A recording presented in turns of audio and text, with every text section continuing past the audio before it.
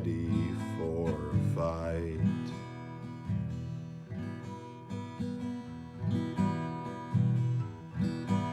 Onward through the blizzard they do ride. Onward through the blizzard they do ride. With bread and butter and faithful hounds beside.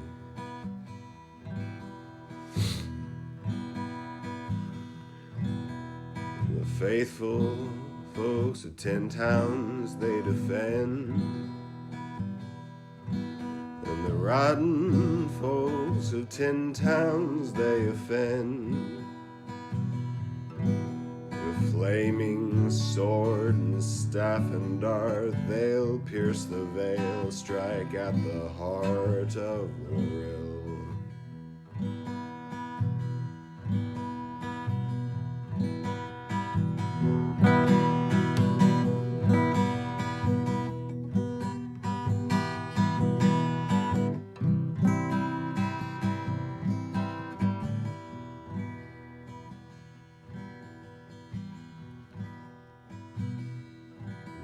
Forces they do not know they are heard.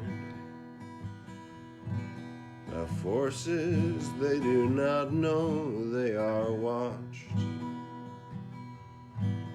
All the lonesome cry of forgotten beasts will save us all or be a feast for winter.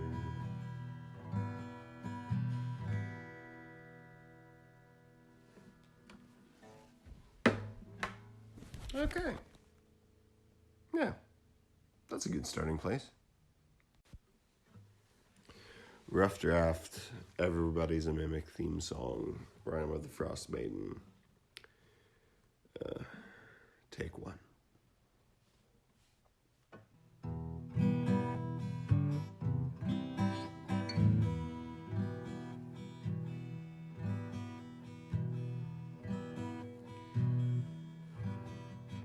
You already forgot. It's cold on the mountain tonight. Yes, it's cold on the mountain tonight. And we need someone to save us. We need someone who's ready for a fight.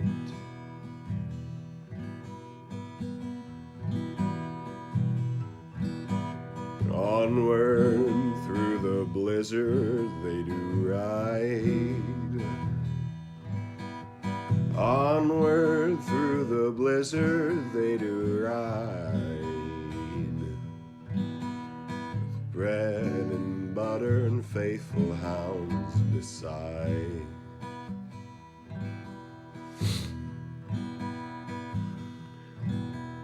The faithful folks of 10 towns they defend, and the rotten folks of 10 towns they offend. With flaming sword and staff and dart they'll pierce the veil, strike at the heart of the rill.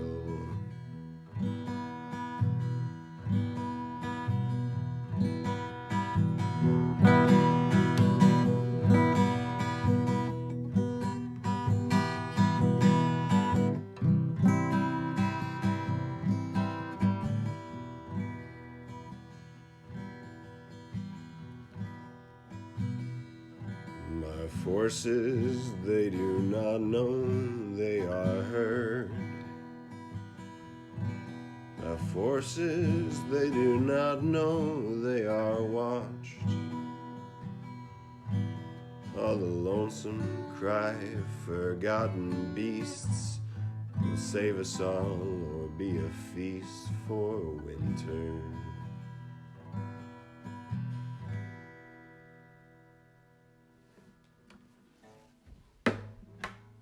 Okay. Yeah, that's a good starting place.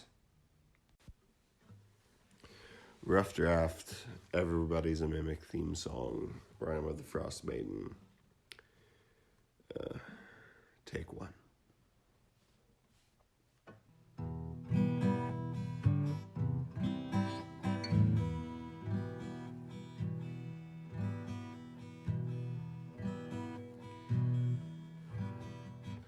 You wouldn't forget. It's cold on the mountain tonight. Yes, it's cold on the mountain tonight. And we need someone to save us. We need someone who's ready for a fight. And I did go live 5 seconds into that countdown, and so I Nice. apologize for everyone having to listen to Ben's potty mouth. You lied to us. Welcome, everybody, to Everybody's a Mimic. We are a actual play 5th edition webcast playing Rime of the Frostmaiden, Icewind Dale, Rime of the Frostmaiden. We are on session 10, and we are joining our adventurers here in the icy tundra of Icewind Dale. They have found their way to an elven-like tomb after hunting down and slaying the white moose, and now they are trying to, after we spent all of last session trying to discover the complexities and intricacies of this moon dial, and then the DM forgot to completely read the paragraph, we have now discovered how to open up the doors here in the tomb. But before we get into our session today, we are joined by Carson playing Beat the Yetimated.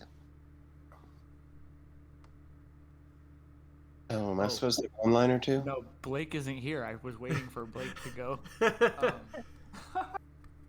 Ben playing Levi Corvallis. And Ray playing Rosemary Bone Crusher. And I am your DM, Corey, and we may or may not have Del Nadre, played by Blake, joining us today. We hope we do. But in the meantime, I also want to give a huge shout out to Carson, and I don't know if you had a chance to listen to our theme song that we just unveiled today, but that is now what's playing there instead of the regular music. So I do hope you guys check out that hot new single by Bitte Yetimated Thunagalaga, and we will post that on our YouTube page as well once we are done with this stream. So let's recap of what happened on our last session. As I mentioned before, the adventurers had hunted down a white moose that had been terrorizing the locals of Lonelywood, killing a good number of their hunters. After being drawn out into the blizzard, they were able to defeat the white moose rather easily and made their way back into the tomb, where they have fiddled and fondled with all of the various trips and tricks of this tomb, and they were able to discover the answer to the moon dial, which is allowing them to open doors. Last session, they had started to move the moonlight across the different phases of the moon on that moon dial, and were able to open up and start the magical mirror that is on the wall inside this tomb. They were also able to open up a sarcophagus, where they found a very friendly old chap, mummy, by the name of Sonar, who has so far agreed to assist them on their quest of whatever they're doing, because he's just generally friendly. And so now we return to our adventurers as Bitte and Sonar gaze into the puddle that's on the wall. We did insight checks on our right. I feel like I remember doing a ton of them. Yes. Okay. Yes, I believe you guys did. I know there's a lot of insight checks over here from the previous session, so I would say yes. And he is friendly. He is he's been, you don't know how long he's been buried, but significant time. His body has aged to the point where he became a mummy. And so, yeah, Rosemary is there at the moon dial with the sword, Levi's sword, held up to direct the moonlight back into the certain phases. Del Nadre is watching between where the mirror is and where the moon dial is. Levi sits up on the precipice right there where the sarcophagus was, where Sonar came out. And Bitte and Sonar once again stare at the puddle on the wall by as the way Sonar describes it.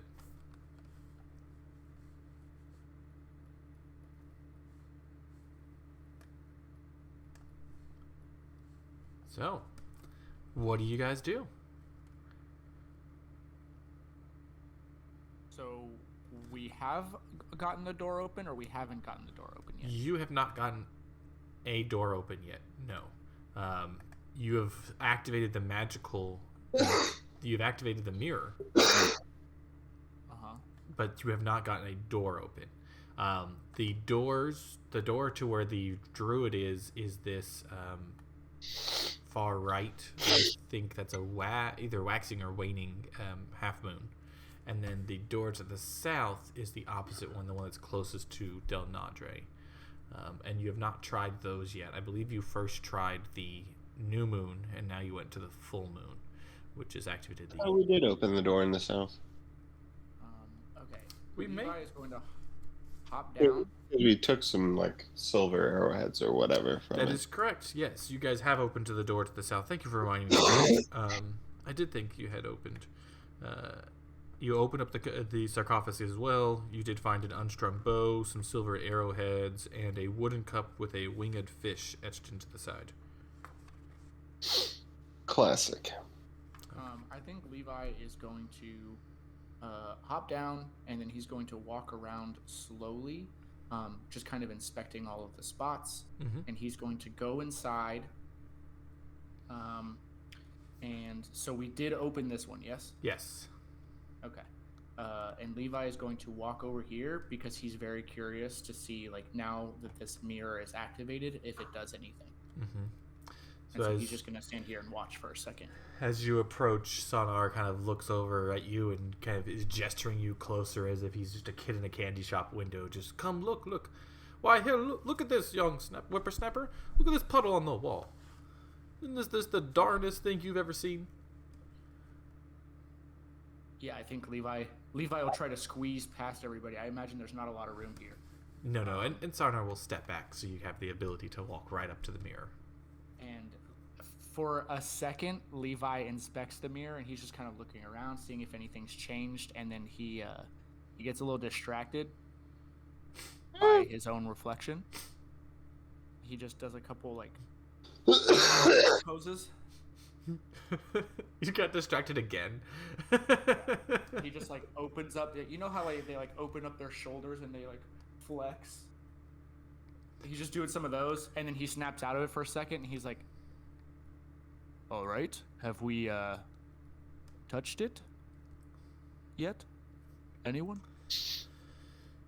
Sonar looks to Bitte, looks at I Lee. believe we have. And Beta goes and touches it. Taps on the glass like a fish tank. It's kind of, it's fluid, but still solid.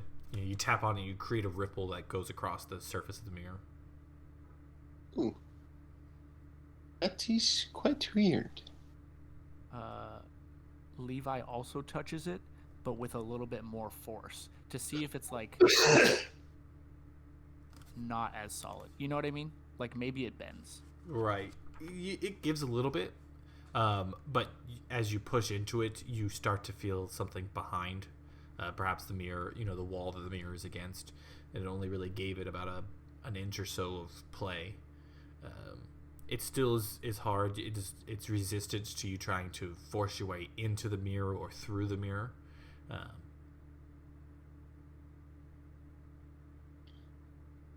Levi just looks at it, and he gets his face really, really close to it, and he says, "Oh, mirror, what secrets do you hold?" And then he puts his ear up to the mirror. Crickets.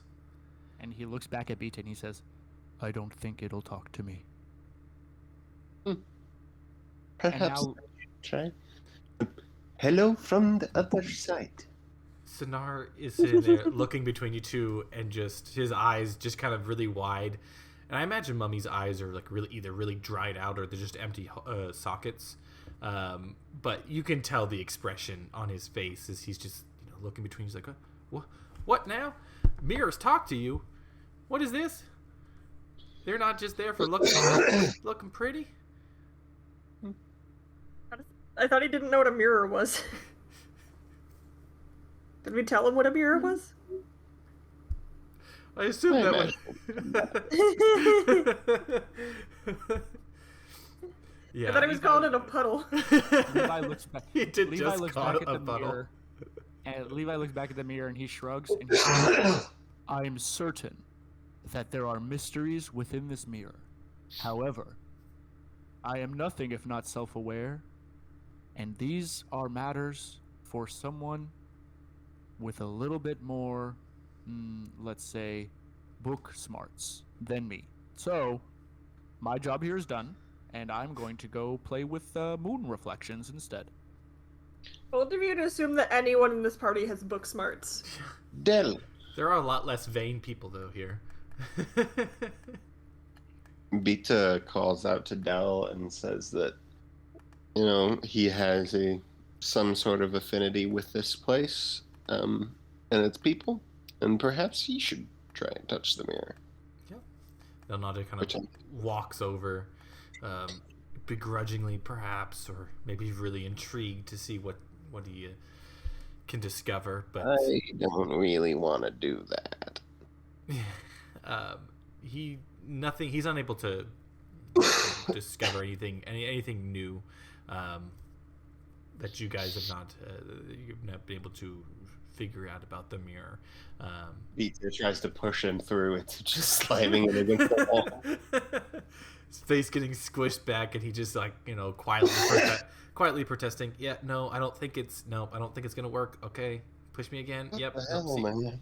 told you, not gonna go through. Okay." He just kind of steps back and pushes himself off against you and just walks away. He's just like, "Ah, damn Yeti." Well, shall we try to open the remaining door? Yeah. So the only door left. Yeah, that's what Levi went out to do. So he picks up his sword from where he had left it, which was, I believe, right here. Mm-hmm. No, Rosemary's holding on to it.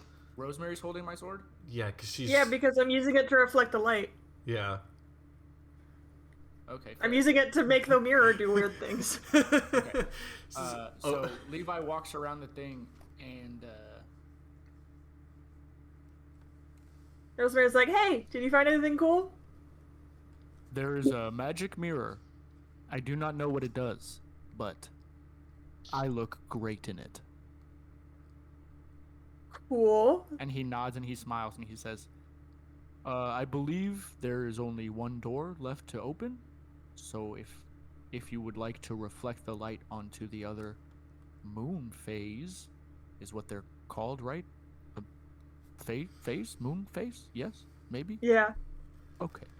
Yeah, I will do that. And, as I'm doing that, I'm like, isn't the only door we haven't opened the one with the druid behind it? You sure you guys don't want me over there for that? Ooh, perhaps you should go by the door. I'll change the moonlight angle and open Maybe that door. Del Nadre should be the one to change the moonlight angle. Yeah, he's been awful quiet recently. Levi looks at Del and he says, Del Nadre, do you think you can hold my sword? It's fairly large.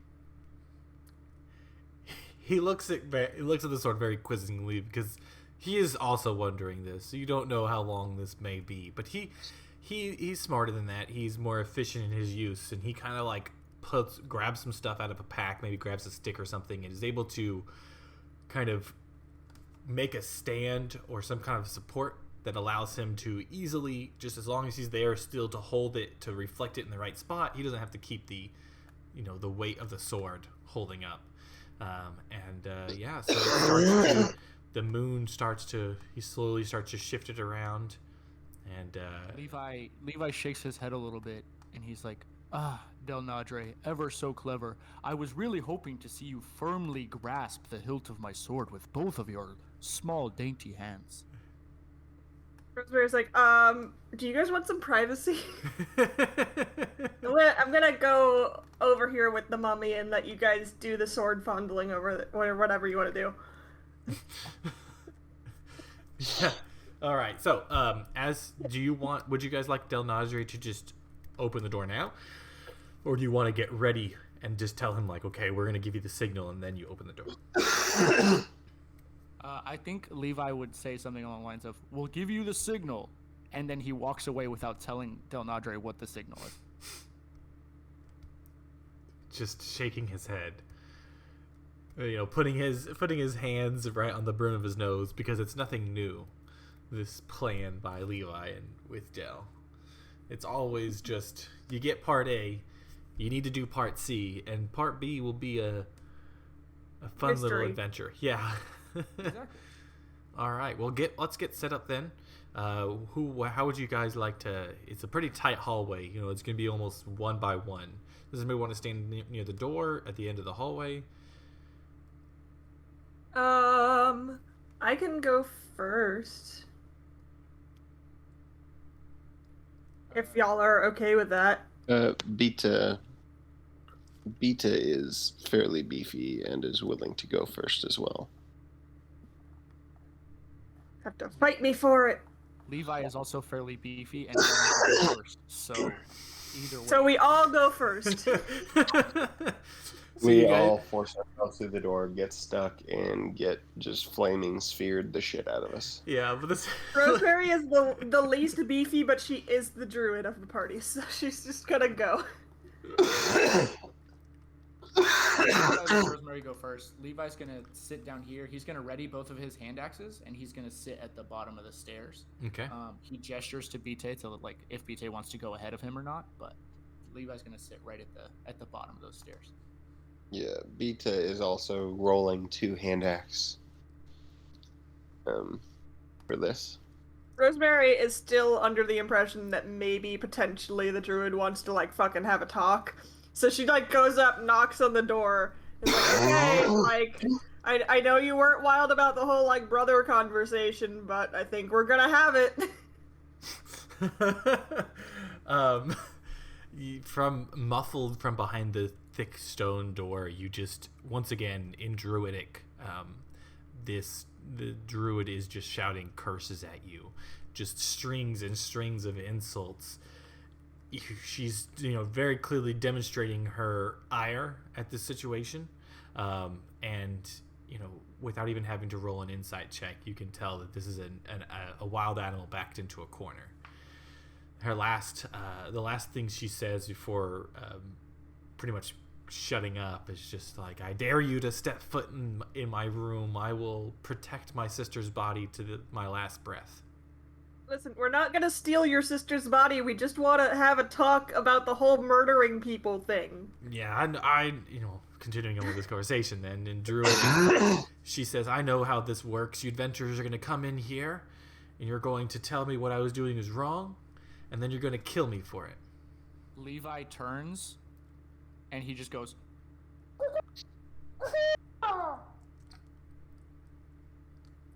What? he just made really That's loud the bird signal. And Del, The signal that wasn't discussed. He forgot to tell Del was the signal. all right, let's see. Where's Del Nodrick? Since he's not here, we're going to roll insight to see whether or not he is understandable that is the signal, or if he just thinks there is a bird in the area. Let's see. Yeah, because like me and the other druid are talking in druidic, which is probably a combination of animal noises. So he starts to look around. It takes him a little bit before he realizes that's the signal, but initially he's kind of like looking around. So he's going to give a little bit more time for Rosemary to continue this conversation, but he's got the signal. He will start fairly soon. And so Rosemary, once again, I'm sorry, what did you say right before we had Like, the whole killing you thing is entirely dependent on you. Like, we're willing to talk it out. You're willing to talk it out. I just hit you with hail the size of a golf ball. I mean, a bowling ball. Yeah, and if you don't do it again, we can have a conversation. But if I don't do it again, you'll probably put one of those fancy little hand axes that your buddies have right at the base of my skull. Well, that depends on you. Depends on me. I'm backed into a corner. You are the ones who are about to open my last defense and attack me. It's very presumptuous of you. Presumptuous of me. I tried to take you out once already. I'm not a dummy. You have no goodwill towards me. Just be gone. Not with that attitude. Just be gone. Let us go. You should not worry about the affairs of the people of Lonelywood. It is far too long for them for justice to have gone unpaid.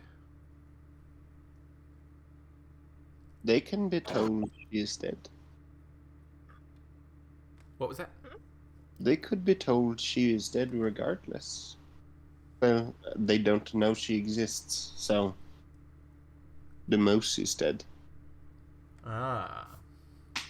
Her death, they don't even know she exists. Beta speaks Druidic. No, I just assume he's... No, I assume there's like the occasional like turning back, like, she's saying this and this. Oh yeah, I mean probably. Rosemary's having a full conversation and just refuses to share it with any of her party members. But yeah, like, this is between druids. Levi's like, Rosemary, please tell her that I am an active advocate in second chances. I think that everyone, no matter what their crimes, although I believe in repenting for your crimes, everyone deserves a second chance. However, there are no third chances, not in my world. But if she's willing to talk and discuss and perhaps change her ways, maybe do some good in the world, there's no reason why we can't all walk away from this. Okay, I will warn you, some of those words don't have a direct translation in Druidic, but I will do my best. Levi just smiles and gives a big thumbs up.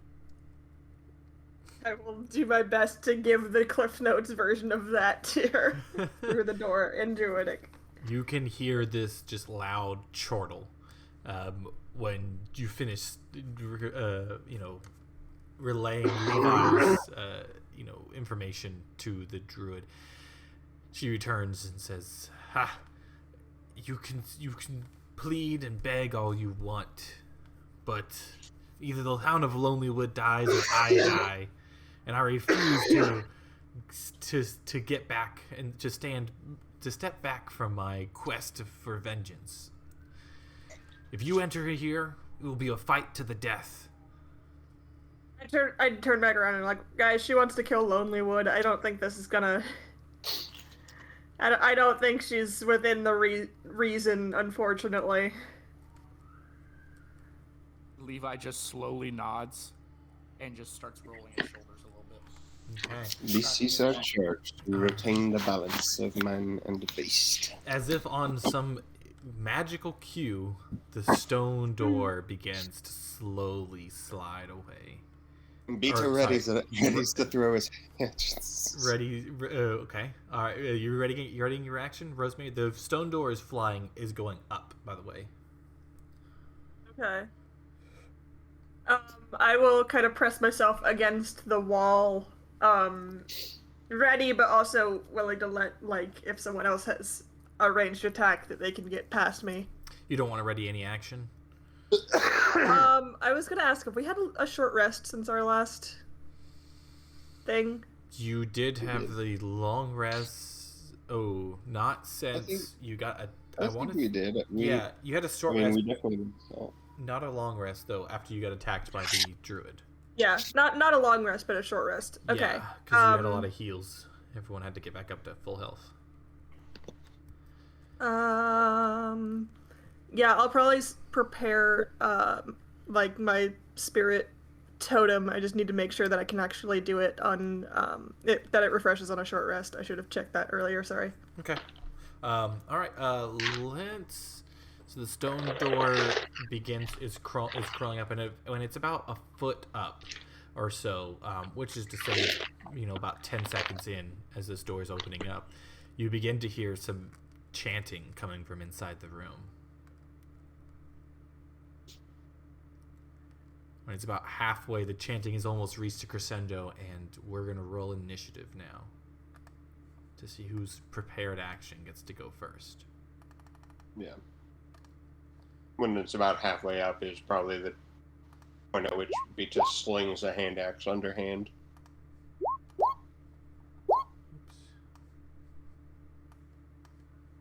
So we need to select... Where is Del Notre? Oh, he's holding onto the axe. Okay. Good. It's a 9. Alright. And then let's add a turn for the lady. Goodness. There we go. And going to select her and roll her initiative. 21. Holy shit. All right. Well, she's gonna. I mean, it makes sense in context that she knew that we were coming in. So it does, right? But you guys were also knew you were going in, so truly the rolling of the initiative worked out well. But the crit. It's really just who crouched lower. we're just a bunch of tall people. All right. So fun times. She's gonna pull exactly what she's pulled before. You feel as her chanting came down to a crescendo, you could feel the temperatures take a sharp dive from already pretty cold but still pleasant now that you're inside the tomb to now freezing cold as this ice storm develops around you. And so basically, I don't know, you can see that little line. Let me also take off, destroy this dynamic lighting. There you go. So she is kind of hiding there behind the sarcophagus. Inside this little room, it's just a small circular chamber with an intricately carved dome ceiling that's about 20 feet high, very similar to the room with the other sarcophagus that was to the south of the chamber. A beam of light shines down from the top of the dome, illuminating a rectangle stone sarcophagus in the middle of the room. Ravison has turned this tomb into a living quarters, and she has a number of racks of drying herbs, an unfurled bedroll behind off to the corner. It looks to be looking like she's using this stone sarcophagus as almost a table, and right there on top there is a magical book that's kind of that she was just moments earlier standing above and reading from before she ducked down after she cast her Ice Storm. So let me link Ice Storm for you guys. Did that work? There we go. So from Bitte and Rosemary, I'm going to need a dexterity saving throw.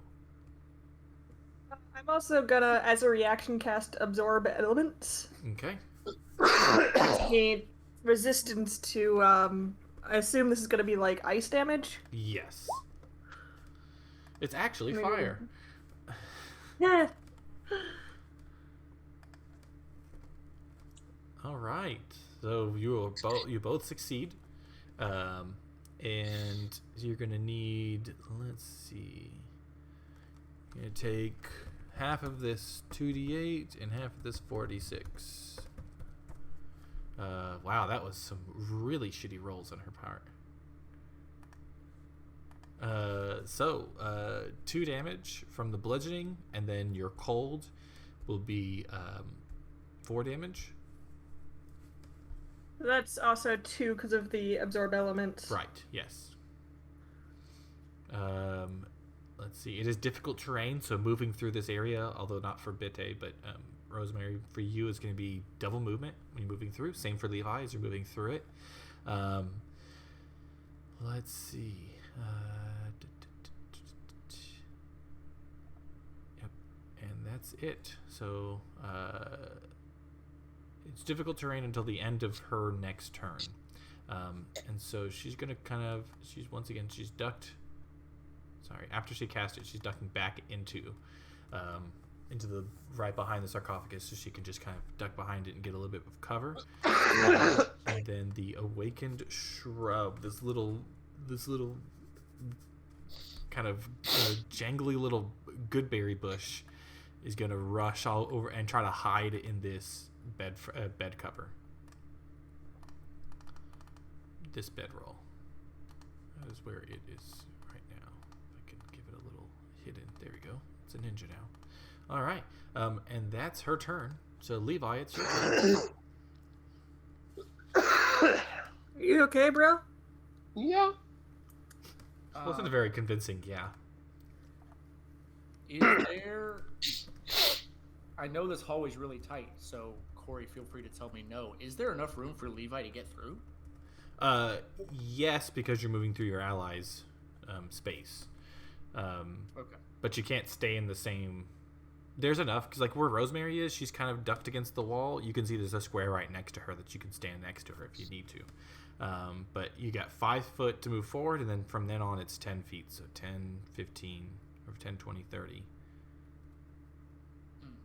And so, like, my field of vision, I guess, doesn't, like, the way that the lighting works, like, I can't quite see into the room. How... Before I move, is there a way for me to know how far the druid is from where Rosemary's standing? You could definitely ask her. It's just, so yeah, I mean, you could, in the craziness, you could just be like, how far away is the person? Either Bitte or Rosemary. I'd say Bitte would be the first to answer because he's higher on the initiative. And yeah, I think so. I think he would. Like, the second that the spell goes off, I think Levi's just like, how far is she?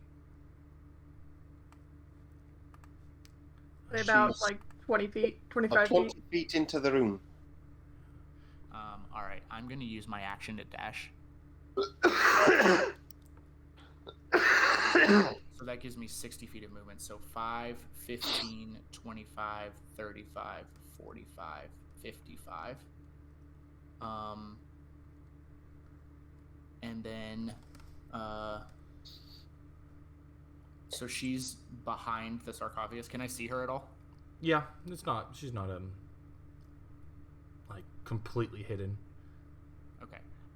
And when you remind me, when you dash, it basically it doubles your movement speed, right? So it's not like I get a dash, which is 60, and then I still have my movement speed of 30, right? You gain extra movement equal to your movement speed. So yeah. So if your movement speed is 30, then you get 30 from your dash, not 60. Yeah.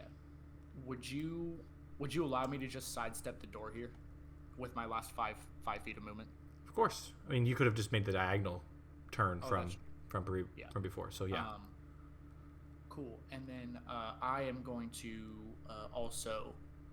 I can see parts of her. Yeah. Yeah. All right. I'm also going to just kind of hurl a hand axe in her general direction. Do you use dash with your bonus action? Oh no, I'm action surging. Oh, okay, gotcha.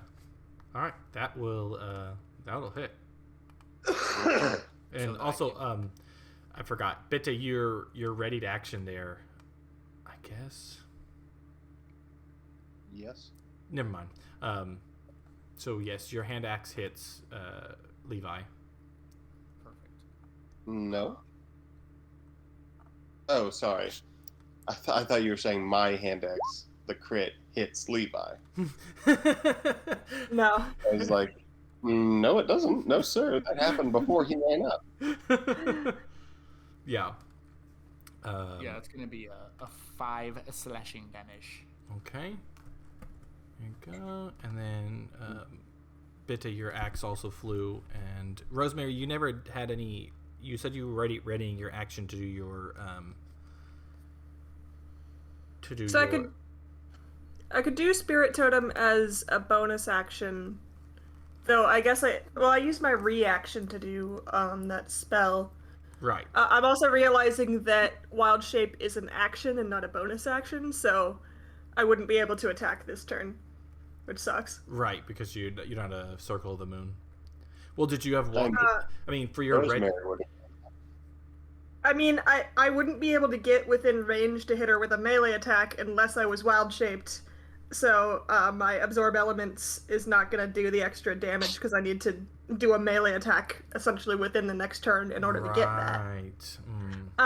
So I figure a better use of my turn is probably doing Spirit Totem as a bonus action and then Wild Shape just to get up to her. Is Thorn Whip a ranged melee attack? Melee spell attack? I don't think something can be both ranged and melee. Well, it's like like reach. She could have reach. 14. Oh, I guess it is a melee spell attack Yeah, from 30 feet. with a range of 30 feet. So okay, yeah, that works. It should be able to proc the absorb elements, right? Because it's just a melee attack. It should. Awesome. I'm glad. Thank you for letting me get an extra 1d6 of cold damage eventually. Right. Okay. So, Carson's axe flew underneath as the door was opening up, and kind of like, I guess you threw it underhand just at the perfect level. It just kind of got her as she was running forward. Right by the door. Got her as she was running forward into the room. And now, Bette, it's your turn. And Rosemary, like I said, you had your ready to action for your Spirit Totem. So if you wanted to place that, you can do that now because that's what you described as your ready to action. Yeah. So I'll place a Hawk Spirit over here, and that means when a creature makes an attack roll against a target in the area. Sorry, I just closed that on me, which is rude. The creature makes an attack roll against a target in the spirit's aura. You can use your reaction to grant advantage to that attack roll. You and your allies have advantage on wisdom perception checks. So you can use I think that means people can use a bonus action to give themselves advantage on attacks. What's the radius for that? Like a 30-foot radius? Yeah, it's a 30-foot radius. Okay. There you go. So everything in that yellow is the hawks. And goodness gracious. You said he has advantage on attacks against any target in there? He can use a bonus action to give himself advantage, yes. So if he has a bonus action to use it. Oh, he just used Hunter's Mark, so no. Wait, hang on, sorry. I didn't hear that. So she used her Spirit Totem of the Hawk, which allows you to use a bonus action to grant advantage on an attack. Retcon and take the advantage. I mean, If you can. it's fine. I still deal more damage. Yeah, he actually does deal more damage with the Hunter's Mark because he rolled a 1 Oh, on that's true. on his crit roll. Oh, that's true. So I think taking how you've done it makes sense. Okay, so Besides, if I roll 2 crits in a row, Corey's gonna get butthurt. retribution-y. Ravison turns around and just hits you with that power word, kill. Just bam. And then she had this scroll of, and she rolled really high. So Del Nadra is over here. He hears the commotion, and he's gonna shout to Sanar, who nobody had asked to come help, and so he's just been like inspecting the rocks over here. He's gonna tell Sanar he probably should go out there and help them. You know, it looks like they have something's happening in there. So let's see. And with there, he's going to be able to move 30 feet. And just right there at the entrance of the path going up to the druid's space. And now it is Rosemary's turn. All right. Yeah, Rosemary's gonna do a Thorn Whip. Which has a range of 30 feet, so yeah, I can get her. Mm-hmm. So I'll make a melee spell attack. That hits. 18. Ignore the flame blade thing. So that's 1d6 piercing damage plus 1d6 cold from the absorb elements last turn. So that's 2d6. So that's 9 damage total. 9 damage. Good job, guys. She is hurting. Your opening volley has definitely, cut her up. She still has an axe kind of like just lodged into her shoulder there. She had another one that kind of flew by from Carson and nicked her arm, which is bleeding. Rosemary now giving this wicked cold icy, there's just this icy like gash on her let's go with right on her face, kind of like you hit the side of her head or something. And so she's pretty beaten up, but her determination still shows through as she is ready to rumble. And let's see what she's going to do. I don't think it's an action. Ugh. Yeah, low-level druids, man. It's like everything is... everything that you want to stack on top of each other is an action. Right, she's just like, yeah, okay, now it's her turn. Y'all are right in her face, and fuck. She's gonna... That's the only really thing I can see that would be the most efficient. And she's gonna cast Conjure Animals. Let's pull this around up here. Let's go with...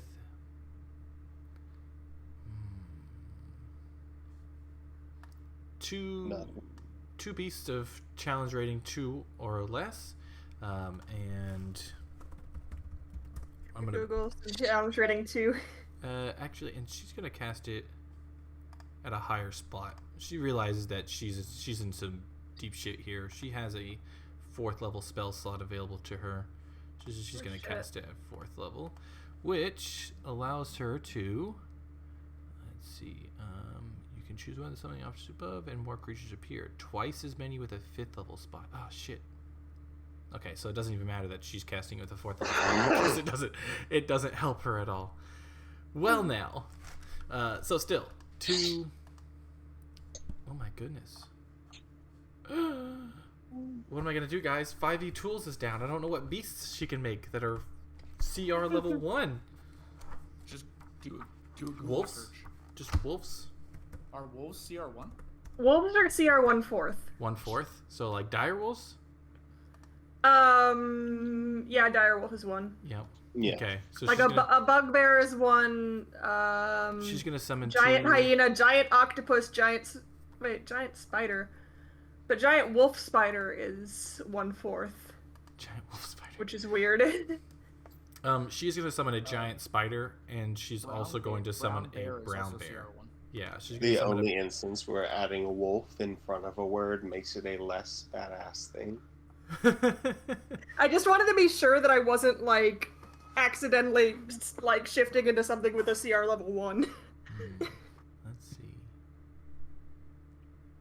Because I don't get that until later. Yeah, we're gonna do actually 1 dire wolf, like I said before. I'm gonna put it right there. And you know what? That's a giant. It's a pretty big wolf. Big boy. Let's just do 2 giant wolves. And That's a big boy. And they're gonna sit themselves kind of like she summons them. They almost like appear out of thin air on top of the sarcophagus, just ready and jumping out. And they are already like midair before they fully materialized. So let's see. We're going to bite once on, and these wolves will act. We'll give them a turn order after Ravison now. I don't like how Roll20 is constantly. Go. I think Levi is now wishing that he had grabbed his sword. So let's see. We'll bite once again. Spite. Sorry, it's gonna whisper roll these damn things. Never whisper roll. Okay, so I got a 14 to hit. Let's see. That will miss. All right, and then we're gonna attack Rosemary.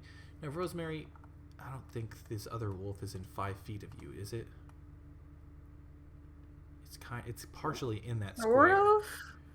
It's partially in that square. I would say yes. Yeah, I mean, I assume since they're standing directly next to each other, Right. Okay. they would get the pack tactics. He will get it for this one, so he's going to be a 19 to attack you for the second wolf spike. Oof. Yeah, that gets me. All right. So 8 damage, and I need you to make a DC 13 strength saving throw as this thing is like trying to drag you down.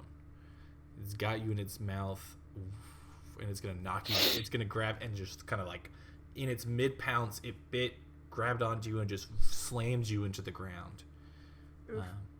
All right. And then they're really not going to... Ravison's going to take a step back or two. She's going to get out of here. This is no longer difficult terrain. And Levi, you are up. The hand axe that I threw, can I see it? Let's see. Did you hit? Or do I know where it went? I did hit her with it. Yes. Yours kind of... It's probably back here in the where the awakened shrub is. Because if she was staying there and you threw it and it like sliced after her, we'll say it'll be in either of these 4 squares, whichever one you want to get to first. So yeah, that's fine. And it is no longer difficult terrain. This dire wolf attacked Rosemary. This dire wolf attacked Bitte. This dire wolf attacked Rosemary.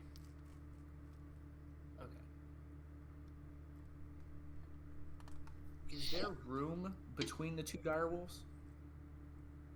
Not between, because they split that section there, but there is room to go around the left side. Okay. So given that this dire wolf is not really paying attention to me, Levi is going to work his way around. So that's, let's see, 5, 10, 15, 20, 25. If I move to this square, will I take an opportunity attack, or will we consider that like still? No, you've moved all around him. He's large, okay, so you get even more space to move around him. So there's no... Yeah, I just like... You didn't leave. So yeah, technically not. I just wanted to make sure. Gave now yourself... I'm technically behind a sarcophagus, you know what I mean? But again, he has his back to me, so... Right. And do I see my hand axe? Yeah, it's right there. Okay. Would you let me pick it up? Yeah, it's a free act. Yeah, it's not object interaction, yeah. Mm-hmm. Okay, cool. I'm going to pick it up, and then I'm going to make 2 hand axe attacks against Ravison. Okay. Since I think that Levi doesn't know a ton about how druidic magic works, but I think in his head, he's like, maybe if I kill the druid, the wolves will disappear. I think that's just a general feeling that Levi might have about magic in general. Is that if you kill the person who casts the spell is gone. I am going to use my bonus action to rage, and then instead of doing 2 attacks, I'm going to use my bonus action to rage, and then I'm going to make 1 attack. Okay. So, hand axe attack. That will hit. Perfect. And then that is going to be 10 plus my rage damage is 2, so 12 slashing damage. Okay, and then she needs to make a Constitution saving throw, or concentration. Yeah, Constitution saving throw. So it just needs to be higher than 12, correct? Because she took 12 damage. Let's see. I don't remember off the top of my head. It's the damage in half. 10 or half the damage, whichever is higher. So she fails because half the damage is 6, but 10 is higher. It's a failure. It's a failure. Wait, is Summon Beasts a concentration spell? Yep. Contra animals. Your animals concentration, yeah. I know. Well, they got an attack out, so at least that's good. And it knocked Rosemary prone, so that's good. Yeah, they bit a big old chunk out of me. Goodness. All But right. yeah, so Levi is big and swole, and all of his veins are bulging, and he looks like Escanor. Nice. He says, "I will stop you, whatever the cost." She just kind of spits out and comment, "You damn adventurers, always meddling where you shouldn't be. Do you even know what they did to me and my people all those years ago? And yet here you stand, your sword hanging over me and my bloodied body, and you talk about peace?"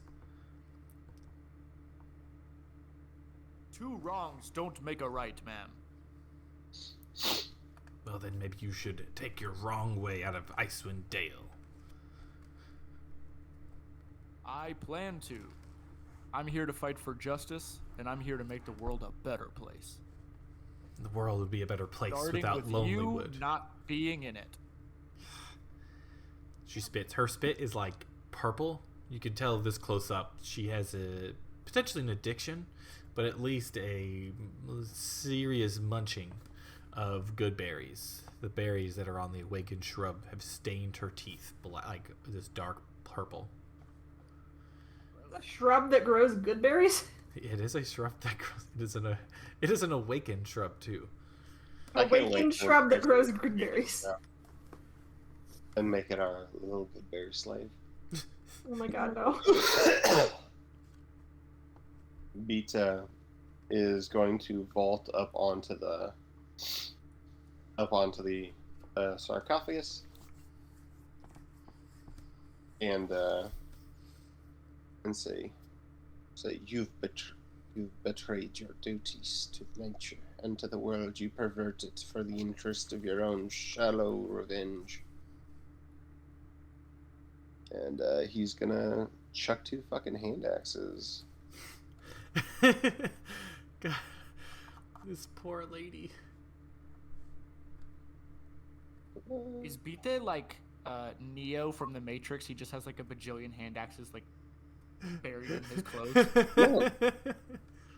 Another would have crit. Yeah. Fucking hell. It's okay though, because she looks up to you and just she gets like, as your axes have already left your hand, because imagine you walked up, you said what's your business, and Bitte's not one to wait for a response, right? You would have like said your business as you're throwing those hand axes. Yeah, no. All time for conversation has already come and passed. This is the time for cool one-liners. So yeah, she's beginning to like. Yeah, so his quick detail, his crit 1, he threw it underhand, and since it crit, I'm gonna say it's probably still in her, and I want it to be like right below her collarbone, like it like split halfway up her collarbone, and the handle is just like sticking up in front of her face because it's upside down. Yeah. So your first hand axe flies in and gets her right in the stomach from above. Hang on.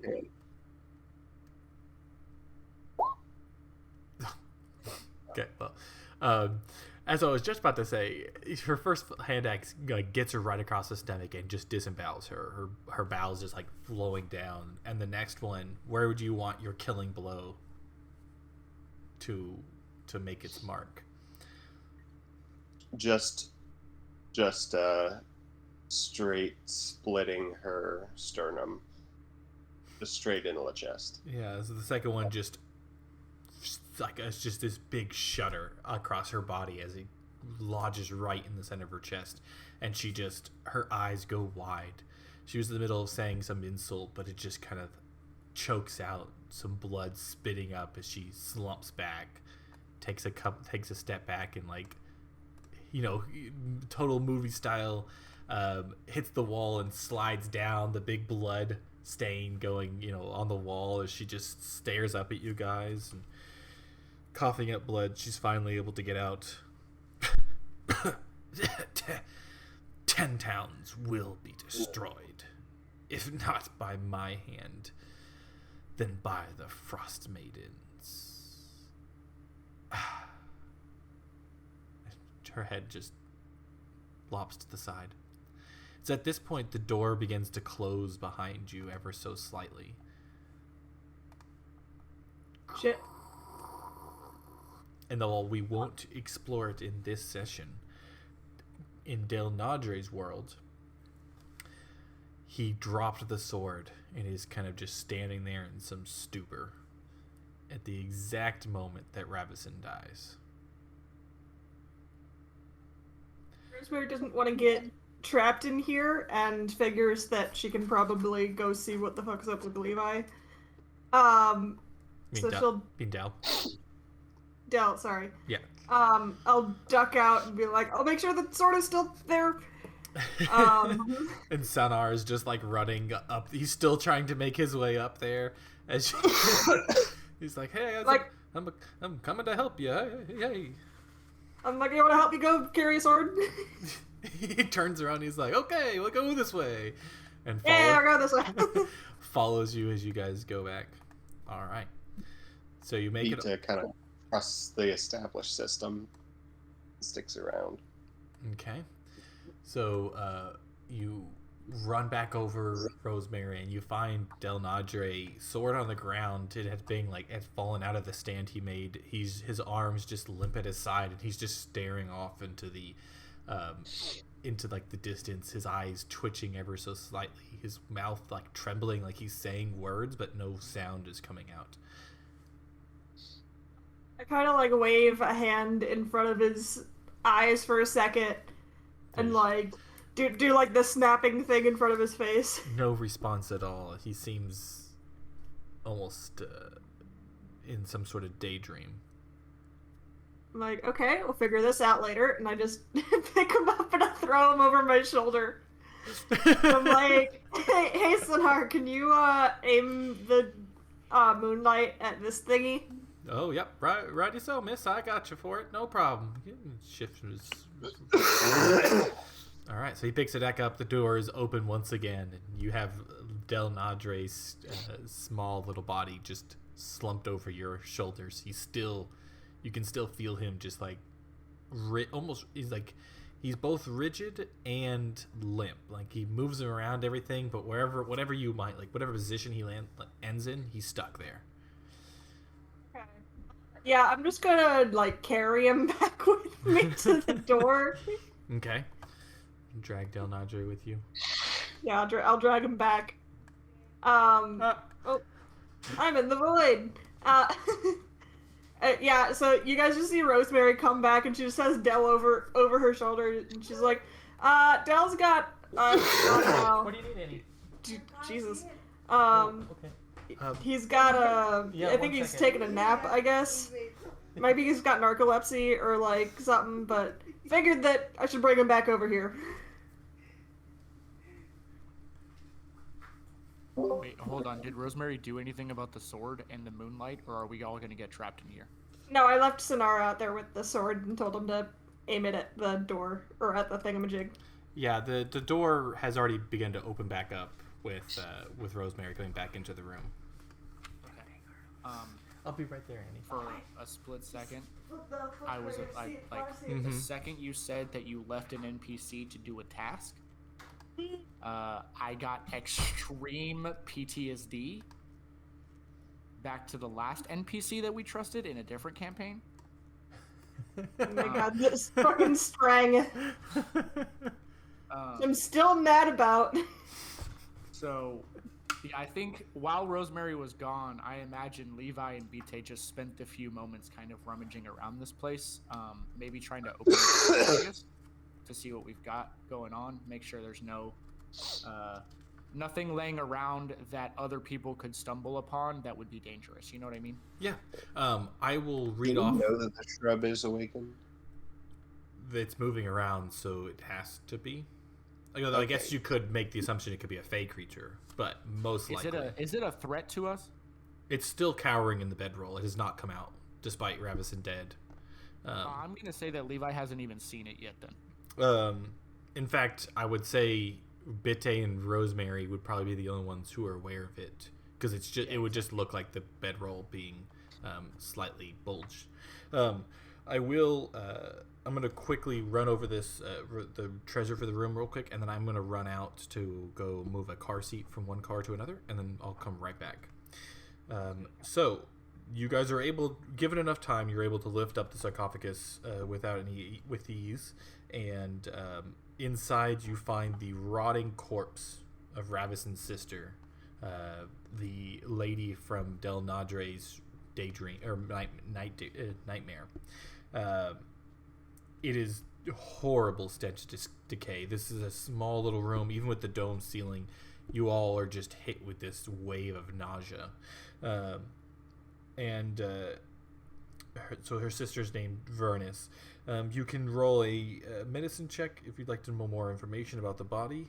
Additionally, tucked. Is anybody? I would most likely lean to Bitte being the person who is going to do this. But if anybody wants to move the corpse around, you might be able to find some more objects, perhaps hidden underneath with her body. I think Levi would not do it, but Levi would potentially turn a blind eye to Beta doing it. Okay. So yeah.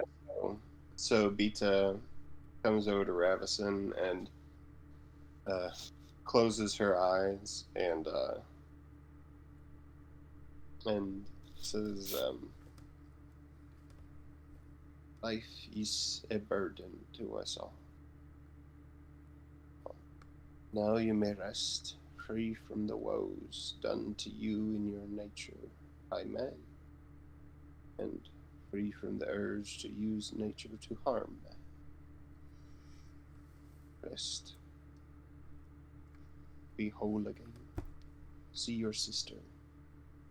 And know that justice will be done if we find opportunity to do it." And he closes her eyes.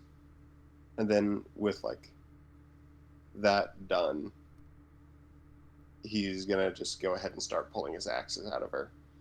Okay. Rosemary, I think he's like, sorry, go ahead. oh, he's very reverent of the spirit and of her life, but okay, that's dealt with. Now this is just meat. He puts his hands and his foot against the top of her shoulder and just pulls as you're trying to get that axe from her chest out. Yeah, no, he's gonna go ahead. Yeah, he just starts yanking them out and sticking them back through their little frogs on his belt, and blood, guts, and all. Yeah, blood, guts, and all. It's bronze. It's not gonna rust. And yeah, he puts that back and he goes, "I feel like a stone room is no place for a druid to be. Druid to decompose, but it's their way." And he goes over to the sarcophagus and starts prying it open. Or wait, we've already pried it open. Starts kind of lifting her and rummaging around. Mm-hmm. Okay.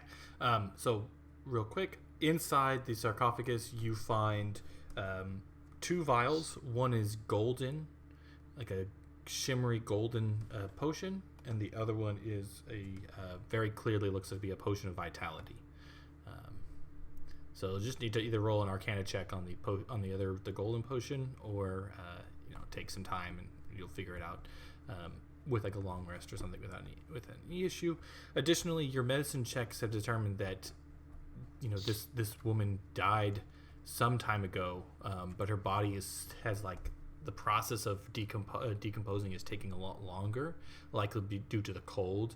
May have something to do with the sarcophagus, but it looks to be as if the body is somewhere between 12 to 15 years old.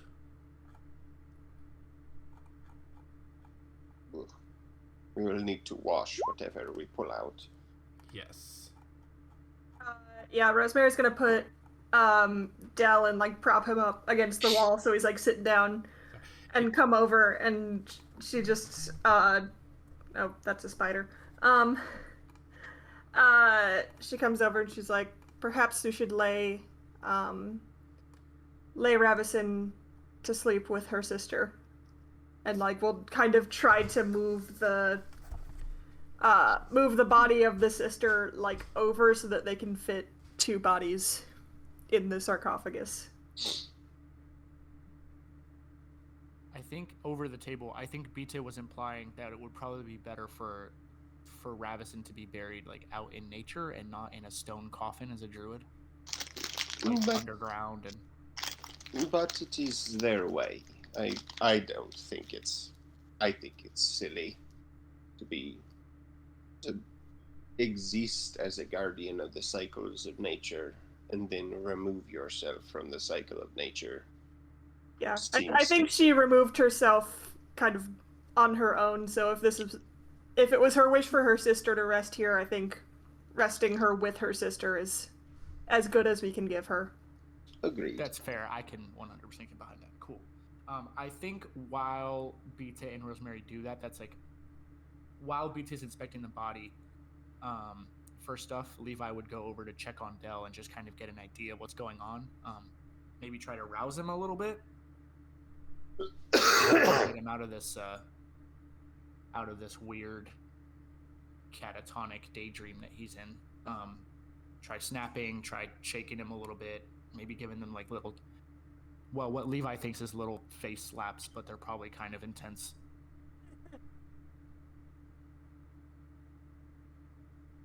So they're like they're used from your grandma on a Sunday. Kind of yeah.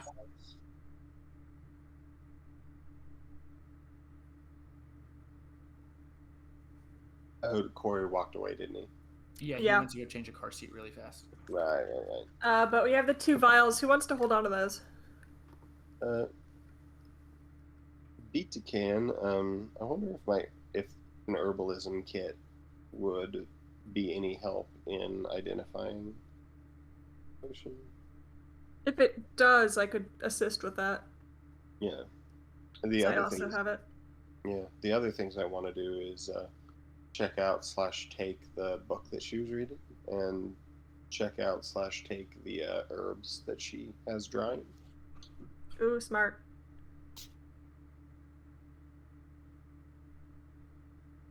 And check out / take the awakened shrub. Props, but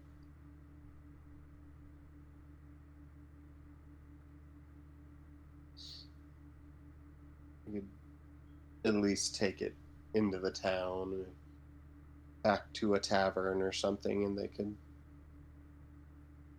give it a nice warm potted home away from Oral for the time being. Because I mean, it's not getting sunlight in here, and it would kind of be fucked to just leave it in a tomb. Yeah. At the very least, set it free.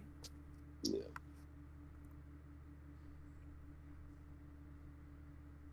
Yeah. Maybe send it with a trader or something bound for. Well, I was gonna say send it with a trader bound for Rosemary's home, but then it was like, if you just give a sentient thing that makes limitless perfect food, that's not making it to its destination. Yeah, that's like using UPS to mail your edibles. It's just not. Goodness. Mail your edibles in a very clearly labeled package.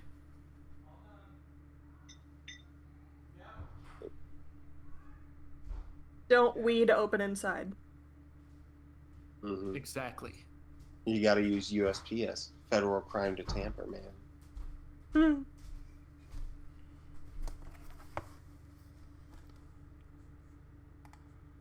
I've never done that. I just like facts. I'm back. And shit like that. I apologize. Hello. Okay, real quick. Anti-establishment druid funny story. Oh.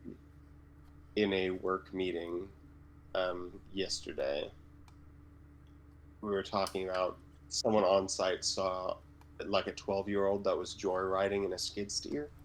And we were like, ooh, that's not safe. And someone was like, yeah, we just need them to stop doing all of it. Just stop putting up houses. We could use a break. That would be nice. And I said, well, here's what you do: is you just buy about 15 pounds of sugar, and you go to the neighborhood kids, and you pay them a little bit of money to just go around and put like a quarter cup of sugar in the gas tank of every machine, and then they will stop building homes for a while as they replace a couple $1 million worth of heavy machinery. And Yeah, that'll do it. Yeah, and that's like real world eco-terrorism shit. Out in rice and a radiator. Classic. And I said that, and they all in this Zoom call just looked at me with suspicion. I was just like, I've never done it. This is just funny shit to know. But yeah, little yeah.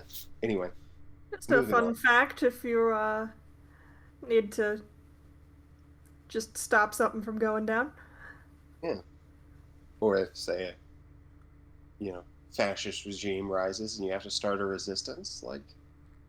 They start, for completely random example, building a wall around a country. Yeah. Exactly. You just gotta... Sometimes the best way to fight is to halt the efforts. Yeah. No wait for you to come to confiscate your gas with and mix a bunch of sugar into it. Apparently that also works with concrete. Makes it not set. Huh. Oh shit, yeah, that's another thing. Anyway. Yeah. So sugar. Turns out sugar was the greatest weapon. Yeah. Anyway. All right. Well, where were we? I discussed the treasure you got from the sarcophagus. You guys are in the process of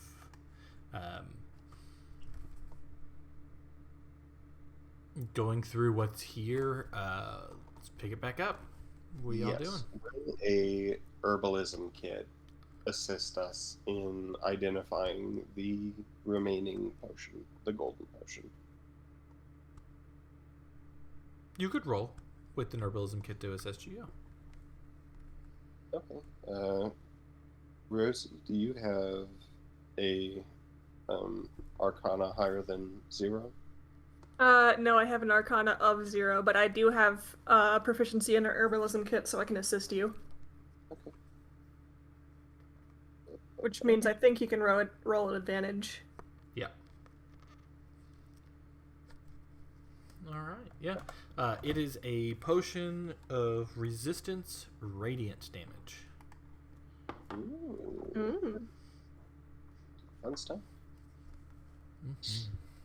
A potion of resist radiant damage? Is that what you said? Yes. Interesting. So if we piss off any Celestials... Yeah. For some reason, I can't open sled gear. I was going to write the stuff in there, but alas. Oh, I can open sled gear. I'll just stick it in there. Yeah, I could open it, and then I full screened it and couldn't do anything with it. Now I can't even open it. What is technology?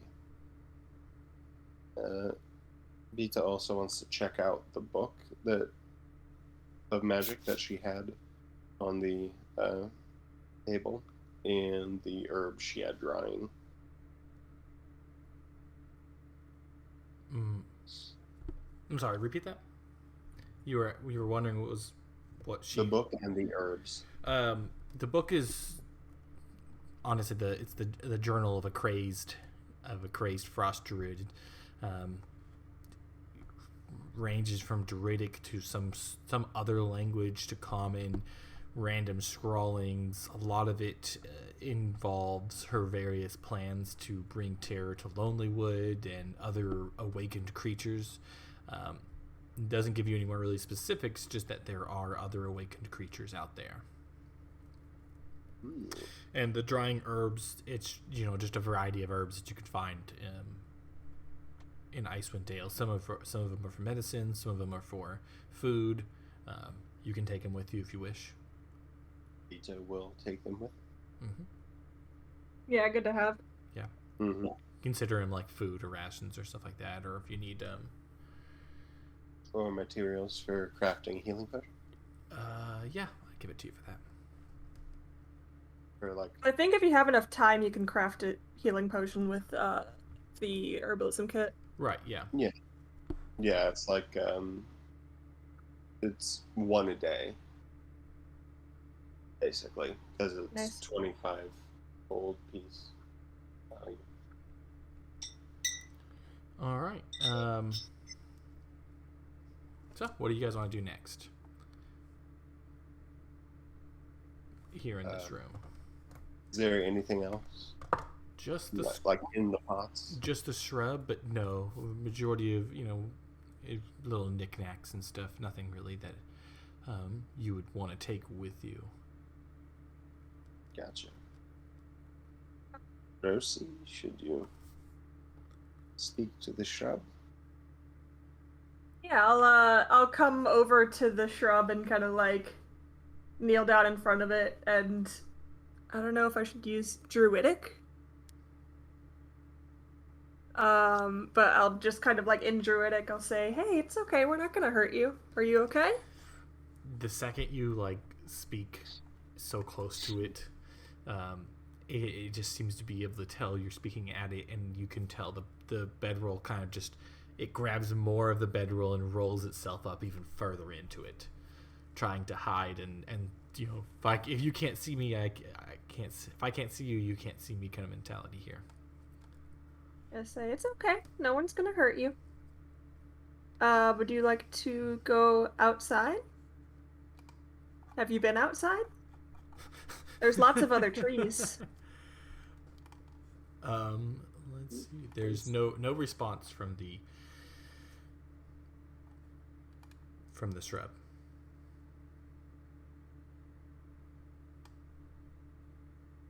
And you're continuing. How does to the shrub speak. look? You're continuing. Like, to does it look?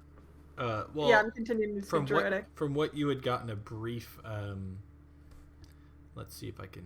I'll show you a picture of it. But from what you've gotten, just the brief little glimpse of it, it's a very almost like there's no leaves, just branches, like a bush in the winter with berries at the end of each tip. Yeah, but like, does it look like it's cowering in a way that the druid was not very nice to it? No, it's cowering in a way that it's just fearful of you. Still rolled up in the bedroll. Okay. I'm going to say, so it seems fearful even when I'm talking to it in, Druidic and in the Speech of the Woods thing, which is apparently different. Sylvan?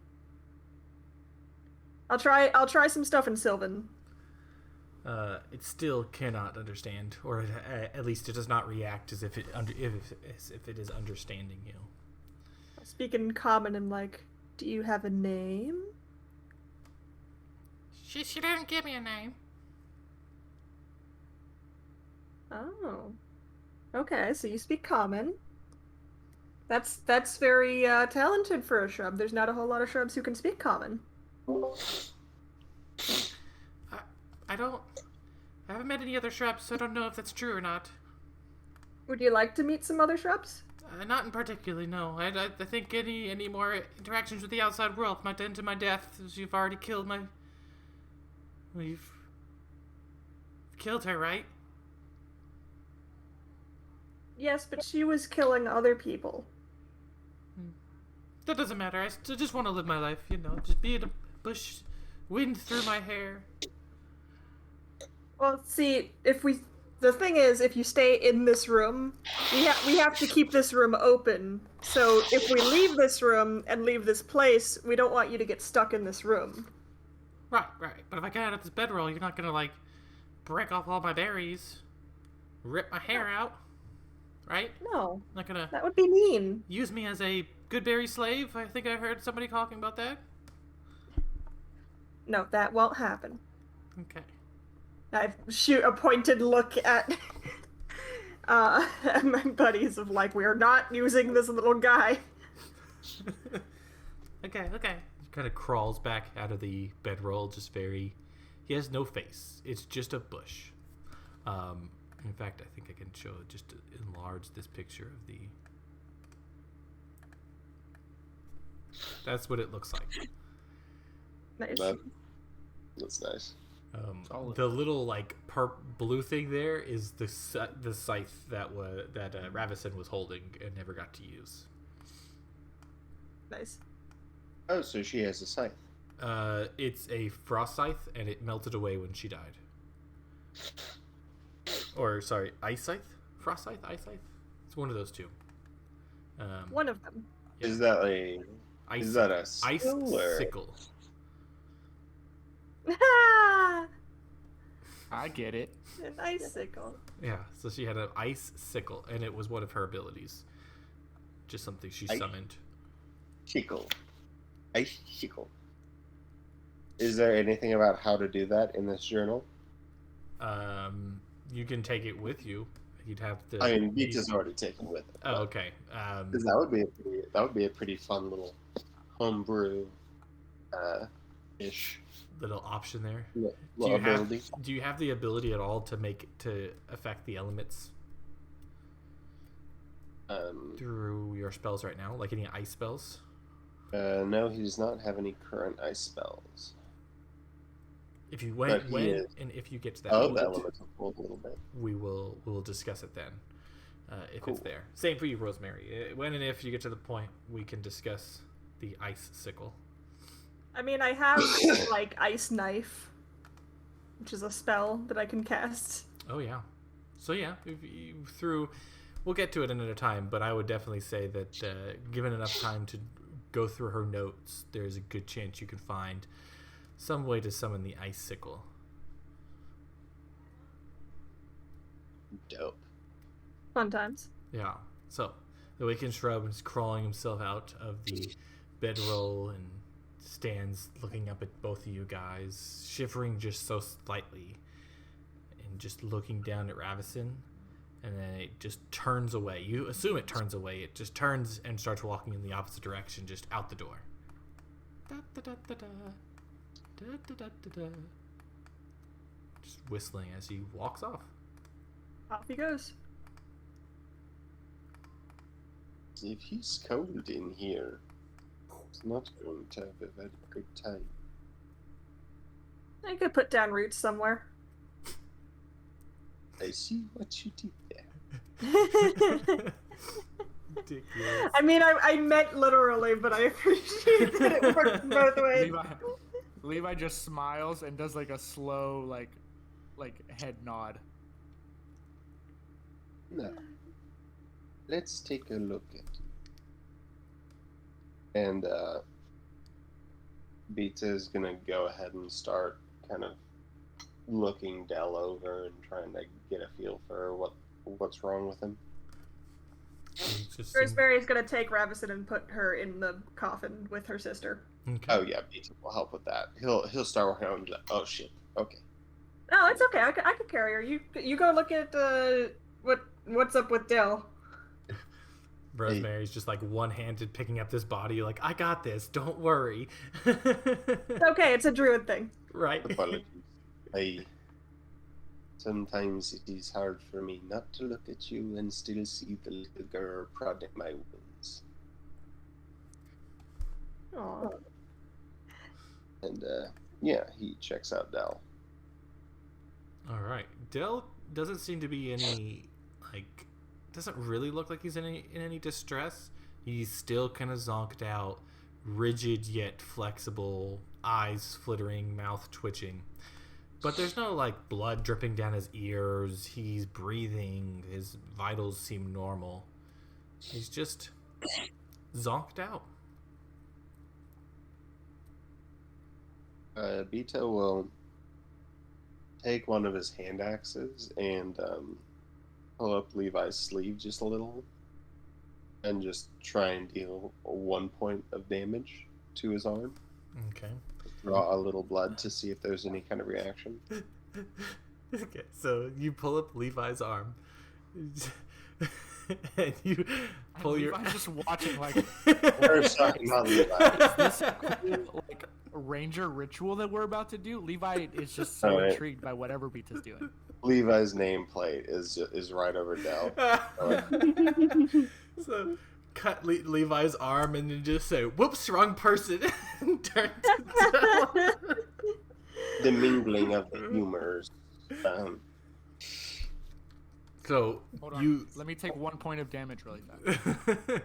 you slice just ever so slightly into Del Nadre's arm, a little bit, enough that it deals only just 1 point of damage, but it's deep that it causes some blood to roll, so that you make sure it wasn't just like a little pinch. It's truly a little cut there, and Del like immediately just what, huh?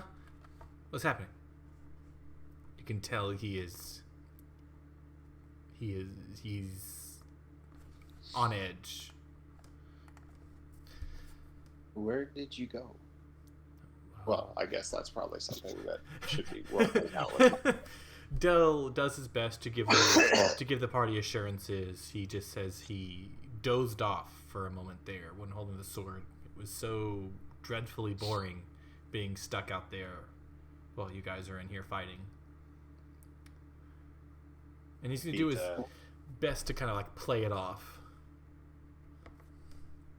Beta flips his axe around, so he's holding it upside down with his fist like up against the head, and just like taps Dell's forehead and says, "Keep your wits about you."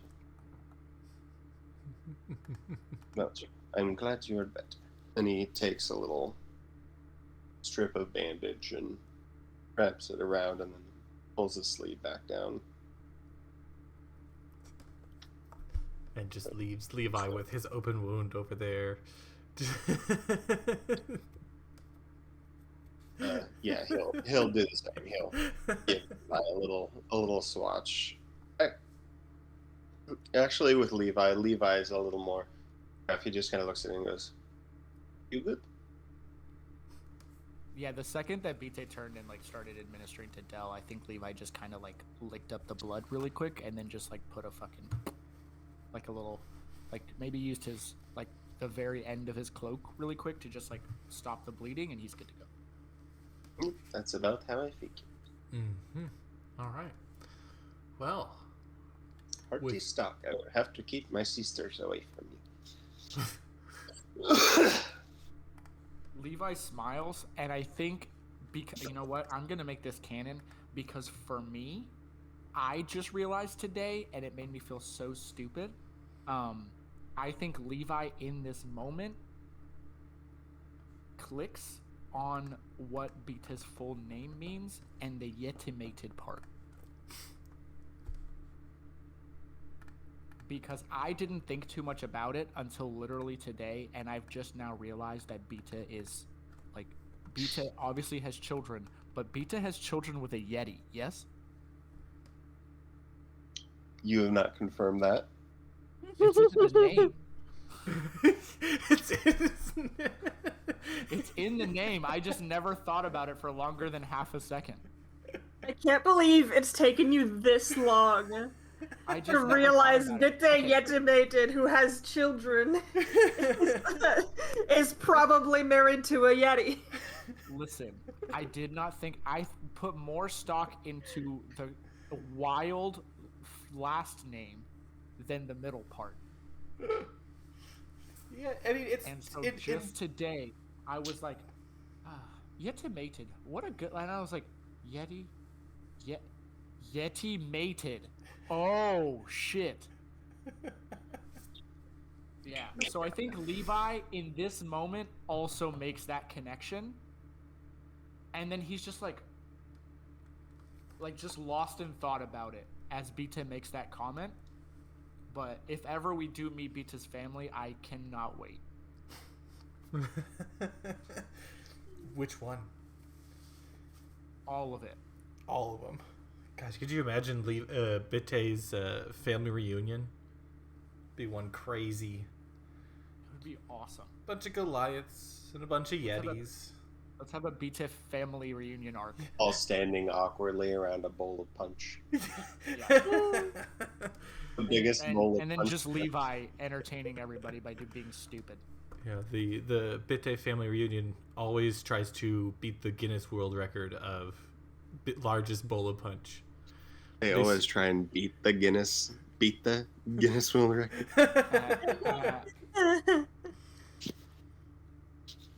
So,